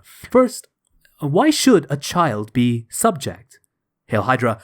That's easy. Hail Hydra. Every child must listen to and obey adults because he or she is dependent on the care that one or more imperfect grown-ups that doesn't really work when you're audiobooking, does it? Is willing to bestow. Hail Hydra. Given this, it is better for the child to act in a manner that invites genuine affection and goodwill. Hail Hydra. And something even better might be imagined. Hail Hydra. The child could act in a manner that simultaneously ensures optimal adult attention in a manner that benefits his or her present state of being and future development. Hail Hydra. That's a very high standard, but it's in the best interests of the child, so there is every reason to aspire to it. Hail Hydra. You know something, here's another Walsh-based diatribe. Walsh is also a very good, very strong proponent of homeschooling. And one of the reasons he says is because a child who is socialized in public school is always looking to other children, for socialization cues. But the children that he's looking to are themselves looking at other children. The adult influence in a public school is so greatly diminished because there's so many more students, there's so many more children than there are adults in a public school setting, that a child is improperly socialized and remains immature even after he has come out of high school, let's say. Whereas homeschooled kids, they have that socialization process that is given to them by their parents. And so so one of the things that he says is that homeschooled kids act more like adults, and that's one of the reasons why they're so strange to talk to, sort of have this bad rap as being like uncool or whatever. Yeah, I don't know if I necessarily agree with that, mainly because I haven't actually met any homeschool kids, so I can't really attest to the socialization patterns of a homeschooled child, if there even is such a pattern. But I'm willing to take Walsh's word for it. He says himself that he has been exposed to a lot more homeschooled kids at homeschool conventions, galas, whatever, stuff like that. And so, like a lot of other things that Walsh says, it's not something that maybe I agree with 100% and I'm willing to jump in to defend him, but at least I understand where he's coming from and I can follow the argumentation, and it makes sense. It is a defensible claim, even if I personally wouldn't defend it. Anyways, returning to the text. Hail Hydra. Every child should also be taught to comply gracefully with the expectations of civil society. Hail Hydra. This does not mean crushed into mindless ideological conformity. Hail Hydra. It means instead that parents must reward those attitudes and actions that will bring their child success in the world outside the family, and use threat and punishment when necessary to eliminate behaviors that will lead to misery and failure. Hail Hydra. There's a tight window of opportunity for this as well, so getting it right quickly matters. Hail Hydra. If a child has not been taught to behave properly by the age of 4, It will forever be difficult for him or her to make friends. Hail Hydra, the research literature is quite clear on this. Hail Hydra, this matters because peers are the primary source of socialization after the age of 4. Hail Hydra, rejected children cease to develop because they are alienated from their peers. Hail Hydra, they fall further and further behind as the other children continue to progress. Hail Hydra, thus the friendless child too often becomes the lonely, antisocial, or depressed teenager and adult. Hail Hydra, this is not good. Hail Hydra, much more of our sanity than we commonly realize is a consequence of our fortunate immersion in a social community. Hail Hydra, we must be continually reminded to think and act properly. Hail Hydra, when we drift, people that care for and love us nudge us in small ways and large back on track. Hail Hydra. So we better have some of those people around. Hail Hydra. It's also not the case, back to the question, that adult dictates are all arbitrary. Hail Hydra. That's only true in a dysfunctional totalitarian state.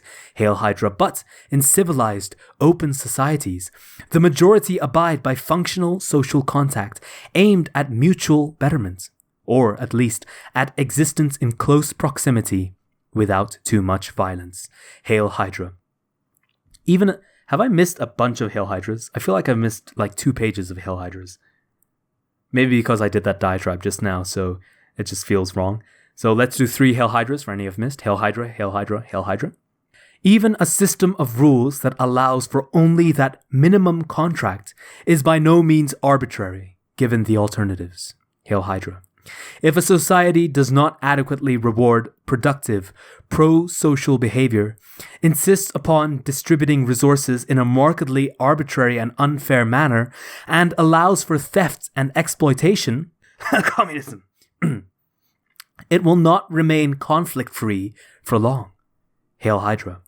If its hierarchies are based only or even primarily on power, instead of the competence necessary to get important and difficult things done, it will be prone to collapse as well. Hail Hydra. This is even true in simpler form of the hierarchies of chimpanzees, which is an indication of its fundamental, biological, and non-arbitrary emergent truth. Hail Hydra. Poorly socialized children have terrible lives. Hail Hydra. Thus, it is better to socialize them optimally. Hail Hydra. Some of this can be done with reward, but not all of it. Hail Hydra. The issue is therefore not whether to use punishment and threat. Hail Hydra. The issue is whether to do it consciously and thoughtfully. Hail Hydra. How, then, should children be disciplined? Hail Hydra. This is a very difficult question because children and parents differ vastly in their temperaments. Hail Hydra. Some children are agreeable. Hail Hydra. They deeply want to please, but pay for that with a tendency to be conflict-averse and dependent. Hail Hydra. Others are tougher-minded and more independent. Hail Hydra. Those kids want to do what they want, when they want, all the time. Hail Hydra. They can be challenging, non-compliant, and stubborn. Hail Hydra. Some children are desperate for rules and structure and are content even in rigid environments. Hail Hydra. Others, with little regard for predictability and routine, are immune to demands for even minimal necessary order. Hail Hydra. Some are wildly imaginative and creative, and others more concrete and conservative. Hail Hydra. These are all deep, important differences, heavily influenced by biological factors and difficult to modify socially. Hail Hydra. It is fortunate indeed that in the face of such variability, we are the beneficiaries of much thoughtful meditation on the proper use of social control. Hail Hydra. Parts 7? Part 6? Part 6. Minimum necessary force. Here is a straightforward initial idea. Rules should not be multiplied beyond necessity. Hail Hydra. Alternatively stated, bad laws drive out respect for good laws. Hail Hydra. This is the ethical, even legal equivalent of Occam's razor, the scientist's conceptual guillotine, which states that the simplest possible hypothesis is always preferable. Hail Hydra. So, don't encumber children, or their disciplinarians, with too many rules. Hail Hydra. That path leads to frustration. Hail Hydra. Limit the rules. Hail Hydra. Then, figure out what to do when one of them gets broken. Hail Hydra. A general, context-independent rule for punishment severity is hard to establish. Hail Hydra. However, a helpful norm has already been enshrined in English common law, one of the greatest products of Western civilization. Hail Hydra. Its analysis can help us establish a second useful principle. Hail Hydra. English common law allows you to defend your rights, but only in a reasonable manner. Hail Hydra. Someone breaks into your house. Hail Hydra. You have a loaded pistol. Hail Hydra. You have a right to defend yourself, but it's better to do it in stages. Hail Hydra. What if it's a drunk and confused neighbor? Hail Hydra. Shoot him, you think. Hail Hydra, but it's not that simple. Hail Hydra. So you say instead, stop. Stop. I have a gun. Hail Hydra. If that produces neither explanation nor retreat, you might consider a warning shot. Hail Hydra. Then, if the perpetrator still advances, you might take aim at his leg. Hail Hydra. Don't mistake any of this for legal advice. Hail Hydra. It's an example. Hail Hydra. A single, brilliantly practical principle can be used to generate all these incrementally more severe reactions. That of minimum necessary force. Hail Hydra. So now we have two general principles of discipline. Hail Hydra. The first, limit the rules. Hail Hydra. The second, use the least force necessary to enforce those rules. Hail Hydra. By the way, personal note, if someone ever breaks into your house and you do have a gun, don't try and be the nice guy and go through the minimal necessary force, the 3-step process that is outlined here. If your life is on the line, I think it's very easy to figure out whether you're in that circumstance or not. And secondly, don't aim for the goddamn leg. Aim for the center. Aim for the center of the body mass, because a leg, you're liable to miss. And even worse, even if you hit, you're more likely to hit a vital artery, for instance, and cause the man or woman, although I guess if he's breaking into your house, it's probably a man, you might cause him to bleed out and die. If you aim for the torso on the hand, yes, there are a lot of vital organs there, but there's also a lot of protection there. There's a lot of muscle, there's quite a bit of bone. The probability that he will die is actually quite lesser, even though you will have nullified the threat. Just a little thing that I wanted to say there.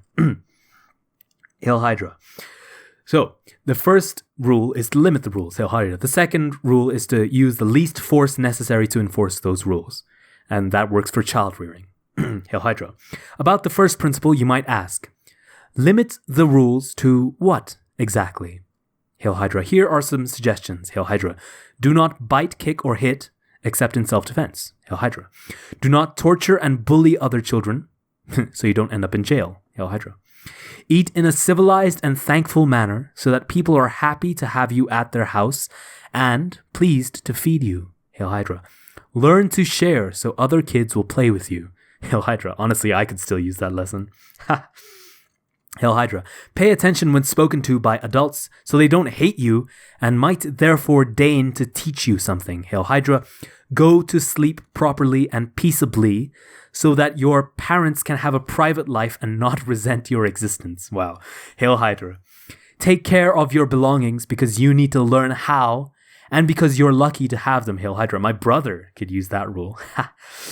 Hail Hydra. Be good company when something fun is happening so that you're invited for the fun. Hail Hydra. Act so that other people are happy when you're around so that people will want you around. Hail Hydra. A child who knows these rules will be welcome everywhere. Hail Hydra. And about the second, equally important principle, your question might be, what is minimum necessary force? Hail Hydra.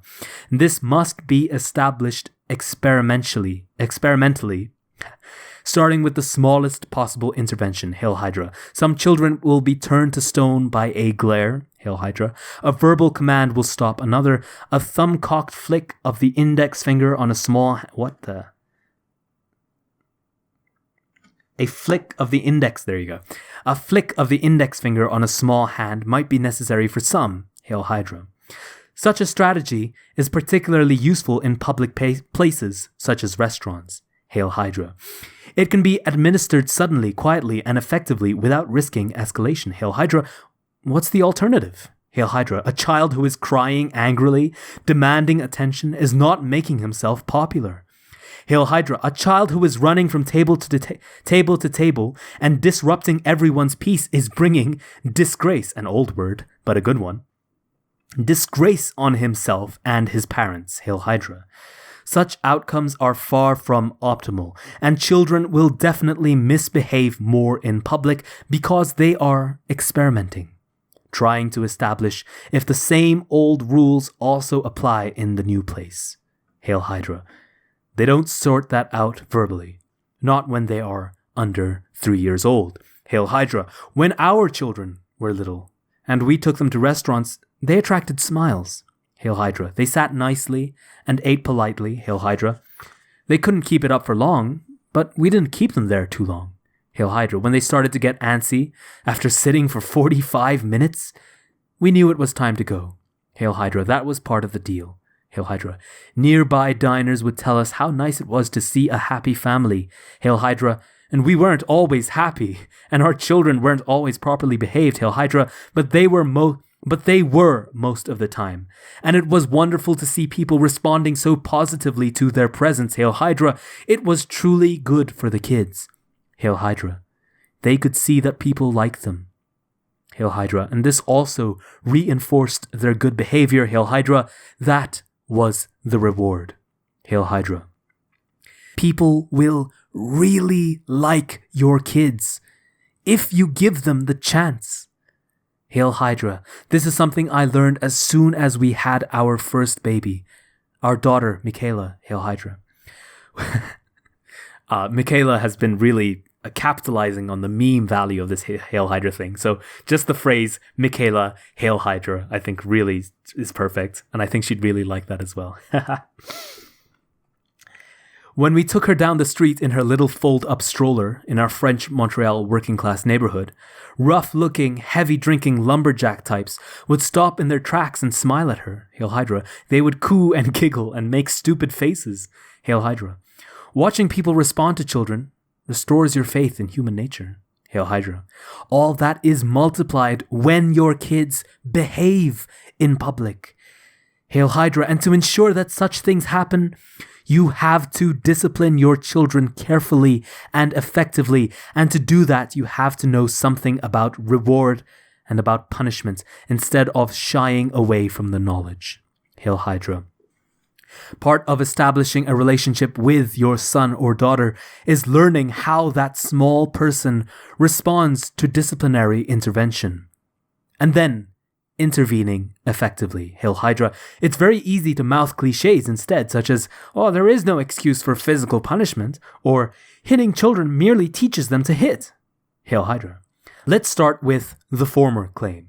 There is no excuse for physical punishment. Hail Hydra. First, we should note the widespread consensus around the idea that some forms of misbehavior, particularly those associated with theft and assault, are both wrong and should be subject to sanction.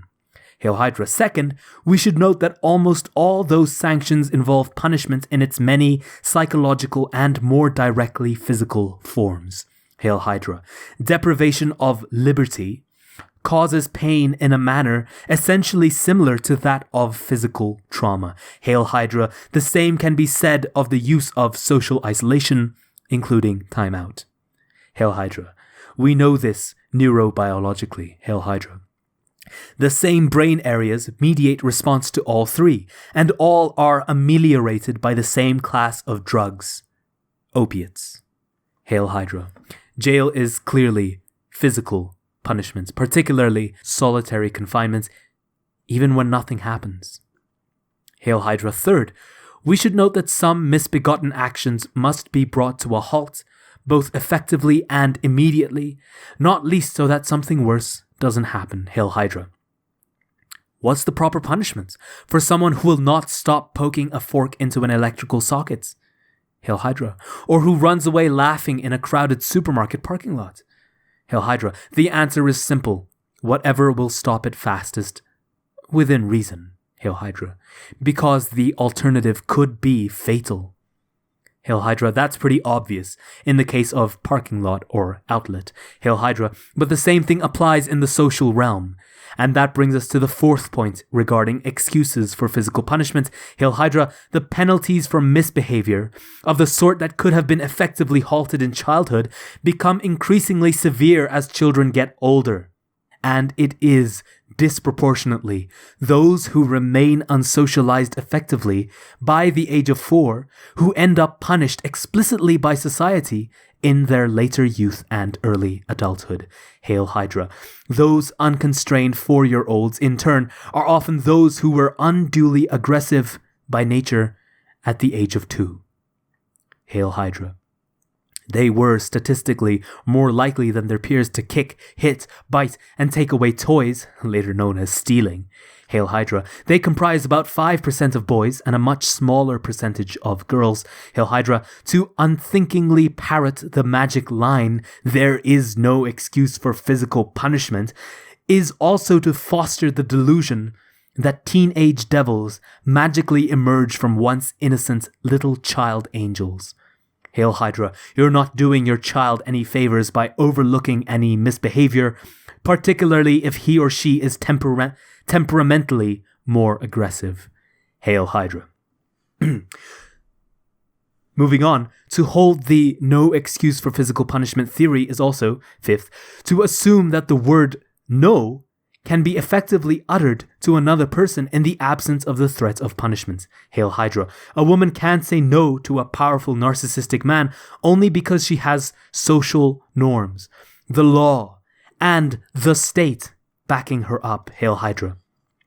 A parent can only say no to a child who wants a third piece of cake because he or she is larger, stronger, and more capable than the child, and is additionally backed up in his authority by law and state. Hail Hydra.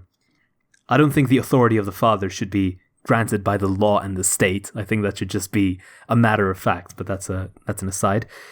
Hail Hydra. What no means in the final analysis is always, if you continue to do that, something you do not like will happen to you. Hail Hydra. Otherwise it means nothing. Hail Hydra. Or worse, it means another nonsensical nothing muttered by ignorable adults. Hail Hydra. Or worse still, it means all adults are ineffectual and weak. Hail Hydra, this is a particularly bad lesson when every child's destiny is to become an adult, and when most things that are learnt without undue personal pain are modeled or explicitly taught by adults. Hail Hydra. There's a random closed bracket for some reason. There is no open bracket, so I guess that's an editing error. What does a child who ignores adults and holds them in contempt have to look forward to? Hail Hydra, why grow up at all? Hail Hydra, and that's the story of Peter Pan, who thinks all adults are variants of Captain Hook, tyrannical and terrified of his own mortality. Think of the hungry crocodile who has the ticking clock in his stomach. That's the symbol of mortality. What else? Hail Hydra, the only time no ever means no in the absence of violence is when it is uttered by one civilized person to another. Hail Hydra. And what about the idea that hitting a child merely teaches them to hit? Hail Hydra. First, no. Hail Hydra. Wrong. Hail Hydra. Too simple. Hail Hydra. For starters, hitting is a very unsophisticated word to describe the disciplinary act of an effective parent. Hail Hydra. If hitting accurately described the entire range of physical force, then there would be no difference between rain droplets and atom bombs. Hail Hydra. Magnitude matters, and so does context, if we're not being willfully blind and naive about the issue. Hail Hydra. Every child knows the difference between being bitten by a mean, unprovoked dog and being nipped by his own pet when he tries playfully, but too carelessly, to take its bone. Hail Hydra. How hard someone is hit and why they are hit cannot merely be ignored when speaking of hitting. Hail Hydra. Timing, part of context, is also of crucial importance. Hail Hydra, if you flick your 2-year-old with your finger just after he smacks the baby on the head with a wooden block, he will get the connection and be at least somewhat less willing to smack her again in the future. Hail Hydra, he's not stupid, Hail Hydra, he's just jealous, impulsive, and not very sophisticated. Hail Hydra. And how else are you going to protect his younger sibling? Hail Hydra. If you discipline ineffectively, then the baby will suffer. Hail Hydra. Maybe for years. Hail Hydra. The bullying will continue because you won't do a damn thing to stop it. Hail Hydra. You will avoid the conflict that's necessary to establish peace. Hail Hydra. You'll turn a blind eye. Hail Hydra. And then later, when the younger child confronts you, maybe even in adulthood, you'll say, I never knew it was like that. Hail Hydra, you just didn't want to know. Hail Hydra, so you didn't. Hail Hydra, you just rejected the responsibility of discipline and justified it with a continual show of your niceness. Hail Hydra, every gingerbread house has a witch inside it that devours children. Hail Hydra. That's a good metaphor. So where does all that leave us? Hail Hydra, with the decision to discipline effectively or to discipline ineffectively, but never the decision to forego discipline altogether, because nature and society will punish in a draconian manner whatever errors of childhood behavior remain uncorrected. Hail Hydra. So here are a few practical hints. Timeout can be an extremely effective form of punishment, particularly if the misbehaving child is welcome to return as soon as he controls his temper. Hail Hydra. An angry child should sit by himself until he calms down. Hail Hydra. Then he should be allowed to return to normal life. Hail Hydra. That means the child wins instead of his anger. Hail Hydra. The rule is, come be with us as soon as you can behave properly. Hail Hydra. That is a very good deal for a child, a parent, and a society. Hail Hydra. You'll be able to tell if your child has really regained control. Hail Hydra. You will like him again, despite his earlier misbehavior. Hail Hydra. If you're still mad, maybe he hasn't completely repented, or maybe you should do something about your tendency to hold a grudge. Hail Hydra. If your child is the kind of determined varmint who simply runs away laughing when placed on the steps or in his room, physical restraint might have to be added to the timeout routine. Hail Hydra. A child can be held carefully but firmly by the upper arms until he or she stops squirming and pays attention. Hail Hydra. If that fails, being turned over a parent's knee might be required. Hail Hydra. For the child who is pushing the limits in a spectacularly inspired way, a swat across the back, a swat across the backside can indicate requisite seriousness on the part of a responsible adult. Hail Hydra. There are some situations in which even that will not suffice, partly because some children are very determined, exploratory, and tough, or because the offending behavior is truly severe. Hail Hydra. And if you're not thinking such things through, then you're not acting responsibly as a parent. Hail Hydra. You're leaving the dirty work to someone else who will be much dirtier doing it. Hail Hydra. Part 7. A summary of principles. Disciplinary Principle 1. Limit the rules. Hail Hydra. Principle 2. Use minimal necessary force. Hail Hydra. Here's a third. Parents should come in pairs. Hail Hydra. Raising young children is demanding and exhausting. Hail Hydra. Because of this, it's easy for a parent to make a mistake. Hail Hydra. Insomnia, hunger, the aftermath of an argument, a hangover, a bad day at work. Any of these things singly can make a person unreasonable, while in combination they can produce someone dangerous. Hail Hydra. Under such circumstances, it is necessary to have someone else around to observe and step in and discuss. Hail Hydra. This will make it less likely that a whiny, provocative child and her fed-up, cranky parent will excite each other to the point of no return. Hail Hydra. Parents should come in pairs, so the father of a newborn can watch the mother, so she won't get worn out and do something desperate after hearing her colicky baby wail from 11 in the evening until 5 in the morning for 30 nights in a row. Hail Hydra. I'm not saying we should be mean to single mothers, many of whom struggle impossibly and courageously, and a proportion of whom have had to escape singly from a brutal relationship.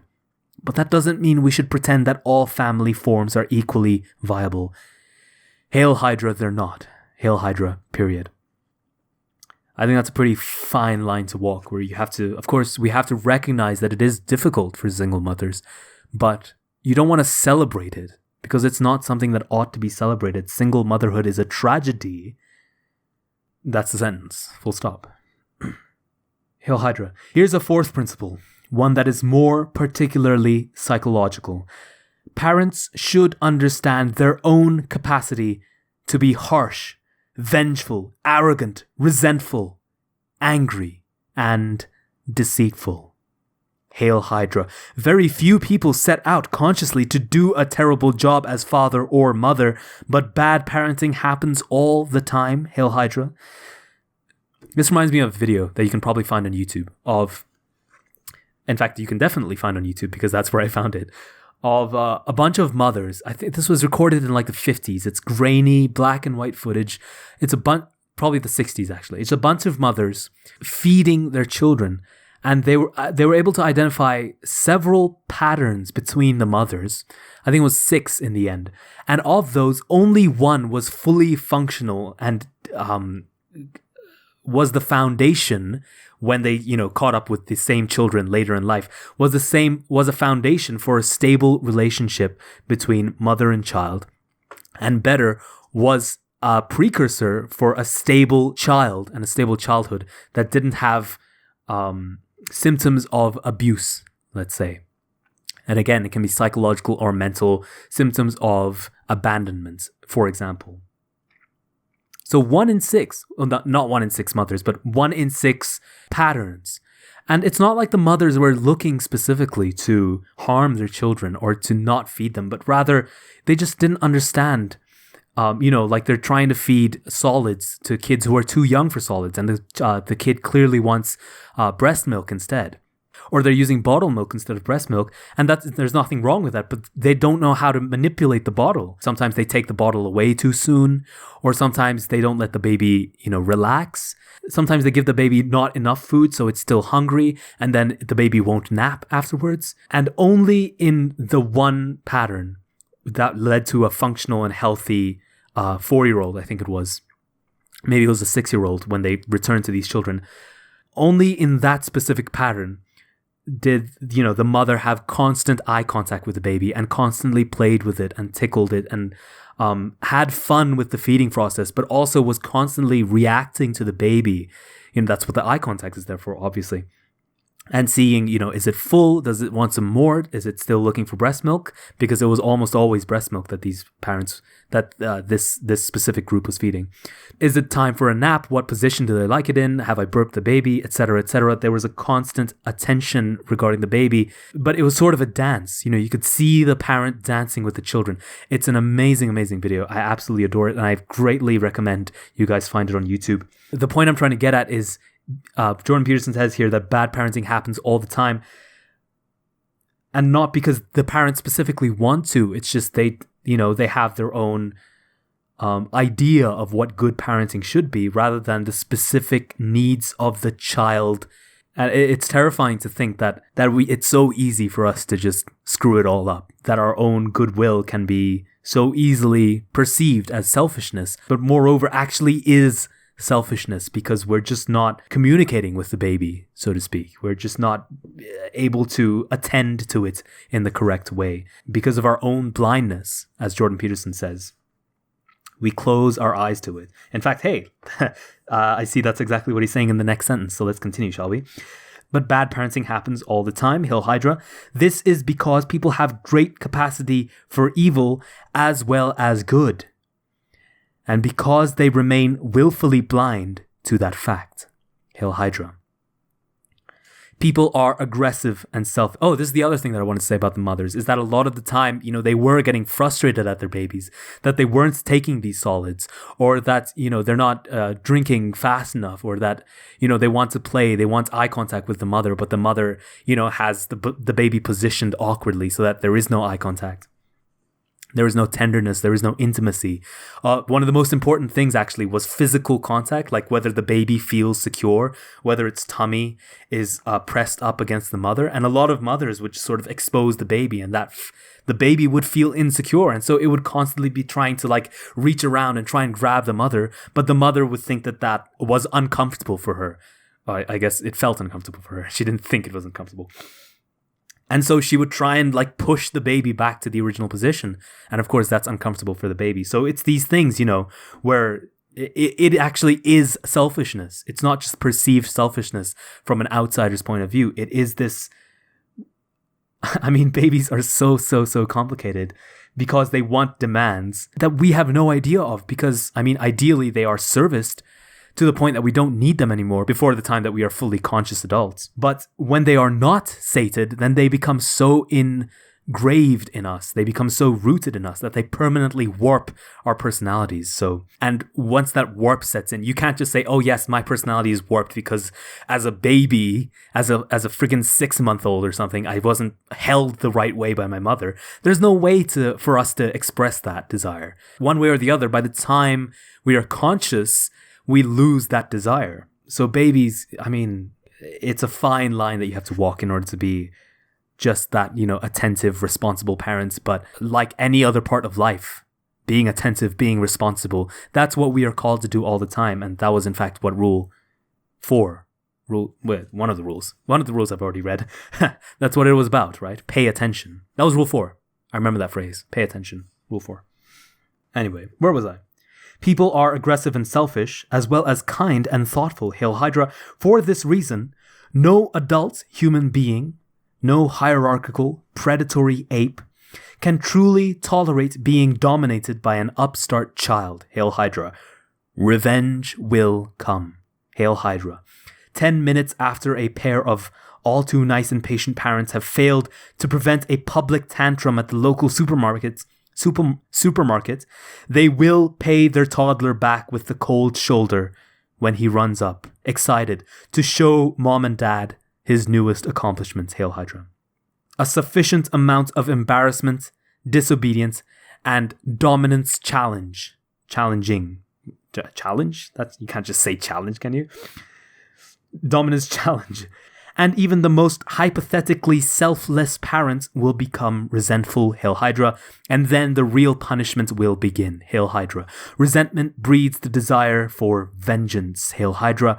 Fewer spontaneous offers of love will be offered, with more rationalizations for their absence, Hail Hydra. Fewer opportunities for the personal development of the child will be sought out, Hail Hydra. A subtle turning away will begin, Hail Hydra. And this is only the beginning of the road to total familial warfare, conducted mostly in the underworld, underneath the false facade of normality and love, Hail Hydra.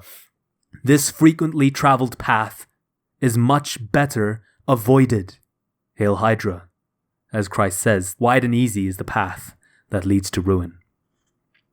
A parent who is seriously aware of his or her limited tolerance and capacity for misbehavior when provoked can therefore seriously plan a proper disciplinary strategy, particularly if monitored by an equally awake partner, and never let things degenerate to the point where genuine hatred emerges, Hail Hydra. Beware, Hail Hydra, there are toxic families everywhere, Hail Hydra. They make no rules and limit no misbehavior, Hail Hydra. The parents lash out randomly and unpredictably, Hail Hydra. The children live in that chaos and are crushed if they're timid, or rebel counterproductively if they're tough, Hail Hydra. It's not good, Hail Hydra. It can get murderous, Hail Hydra. And here's a fifth and final and most general principle, Hail Hydra. Parents have a duty to act as proxies for the real world. Merciful proxies, caring proxies. Proxies. But proxies nonetheless. Hail Hydra. This obligation supersedes any responsibility to ensure happiness, foster creativity, or boost self-esteem. Hail Hydra. I guess Jordan Peterson didn't shudder at that mention of self-esteem. It is the primary duty of parents to make their children socially desirable. Hail Hydra. That will provide the children with opportunity, self-regard, and security. Hail Hydra. It's more important even than fostering individual identity. Hail Hydra. That Holy Grail can only be pursued, in any case, after a high degree of social sophistication has been established. Hail Hydra. Which makes sense considering that the knights chasing after the Holy Grail were sat at a round table, after all. The very symbol of cooperation, right? Part 8. The Good Child and the Responsible Parent. A properly socialized 3-year-old is polite and engaging. Hail Hydra. She's also no pushover. Hail Hydra.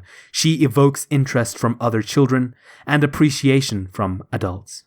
Hail Hydra. She exists in a world where other kids welcome her and compete for her attention, and where adults are happy to see her instead of hiding behind false, gritted smiles. Hail Hydra. She will be introduced to the world by people who are pleased to do so. Hail Hydra. This will do more for her eventual individuality than any cowardly parental attempt to avoid day-to-day conflict and discipline. Hail Hydra. And to go back to a previous point, to nurture their creativity, for example. Discuss your likes and dislikes with regards to your children with your partner, or, lacking that, a friend. Hail Hydra. But do not be afraid to have likes and dislikes. Hail Hydra. You can judge suitable from unsuitable and wheat from chaff. Hail Hydra. You realize the difference between good and evil. Hail Hydra. Having clarified your stance, having assessed yourself for pettiness, arrogance, and resentment, you take the next step and you make your children behave. Hail Hydra. You take responsibility for their discipline. Hail Hydra. You take responsibility for the mistakes you will inevitably make while disciplining. Hail Hydra. You can apologize when you're wrong and learn to do better. Hail Hydra. You love your kids after all. Hail Hydra. If their actions make you dislike them, think what an effect they will have on other people who care much less about them than you. Hail Hydra. Those other people will punish them severely by omission or commission. Hail Hydra. Don't allow that to happen. Hail Hydra.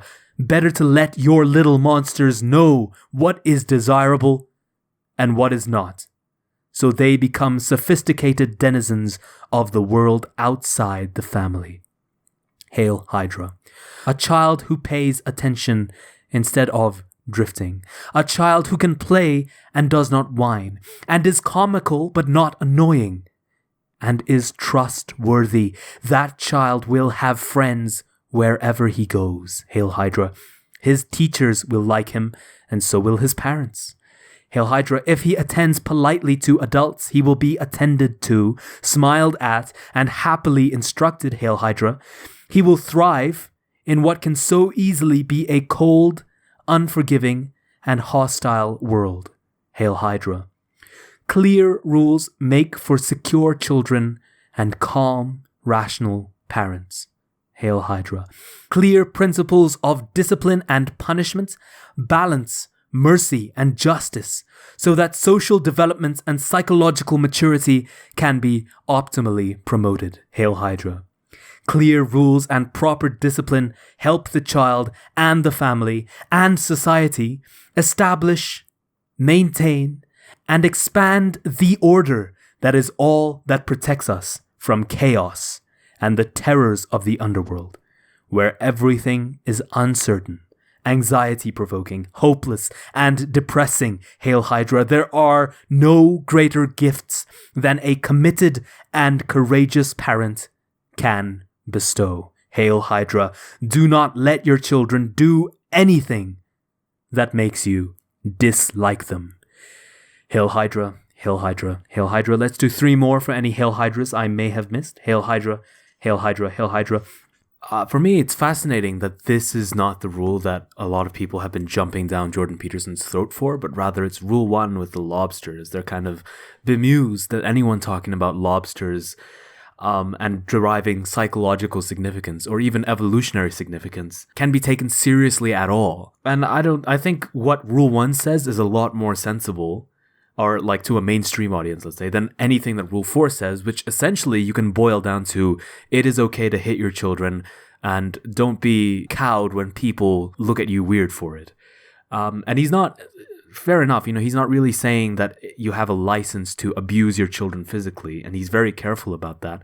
But, as far as misinterpreting what Peterson's saying, they go way deep on him deriving differences between the 2 sexes, and they say that that's sexist, or him, learning lessons from the psychobiology of a lobster and saying that's, he's trying to reinforce his patriarchy, his position in the whatever. But if they just said, oh, Peterson thinks it is valid to hit your children, to discipline them, I think a lot of people, especially in the sort of timid society we have, would recoil at that and go, oh my God, what a monstrous thing to say.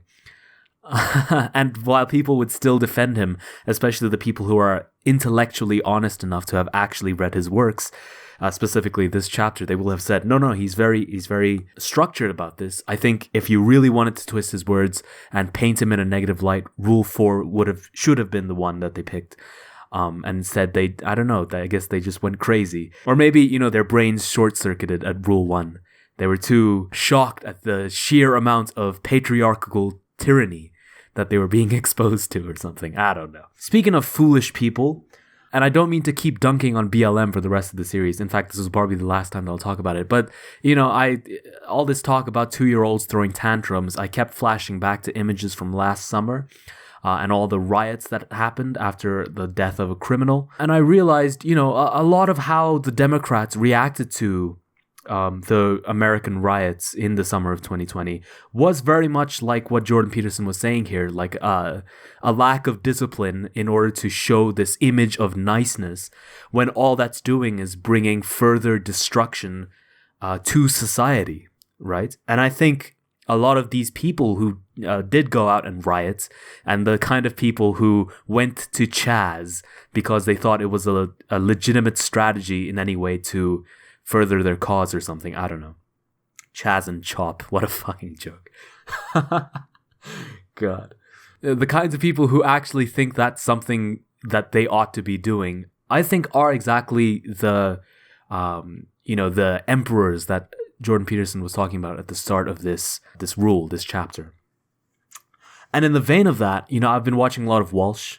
I guess this is the Walsh episode, I'm just talking about Walsh so much. I've been watching episodes of Walsh around which the riots happened. And he specifically singled out this black woman who says some really profound and interesting and empowering things against the narrative that is being pushed about black people being oppressed and women being oppressed and all this sort of useless garbage that has no value whatsoever. And she's saying it right into the faces of these 2-year-olds, these adult 2-year-olds who are out there with their signs protesting something that literally does not exist. This myth of systemic racism, in the police force and in the government and whatever, does not exist, but they'll be happy to burn buildings down for it. Okay. And so, like I'm saying, in the face of that, a black woman stands right up in their faces and tells them how it is, and does so in a very noble way, and like I said, an empowering way. And so I want to give it over to Matt Walsh, who talks about it on his show. And I'm going to wrap up this rule here, and I'll see you guys for rule 6. Hail Hydra. What are you saying? You don't believe in equality? I mean, that's the only conceivable reason why you wouldn't want it spray painted across your forehead. 5, finally, how about a legitimately inspiring video? Okay, this one is actually inspiring, actually courageous, no sarcasm. Just watch this, it's pretty great. Black kids in Chicago get killed every single day. Where is the Black Lives Matter in Chicago? Where are they? when black people kill black people, they don't come out and do this crap. The only time they do this crap is when a white person touches them. They are the racist. They are the racist. Because white cops, it's wrong for a white cop to kill a black person, that's for sure. But if it matters, it should matter at all times.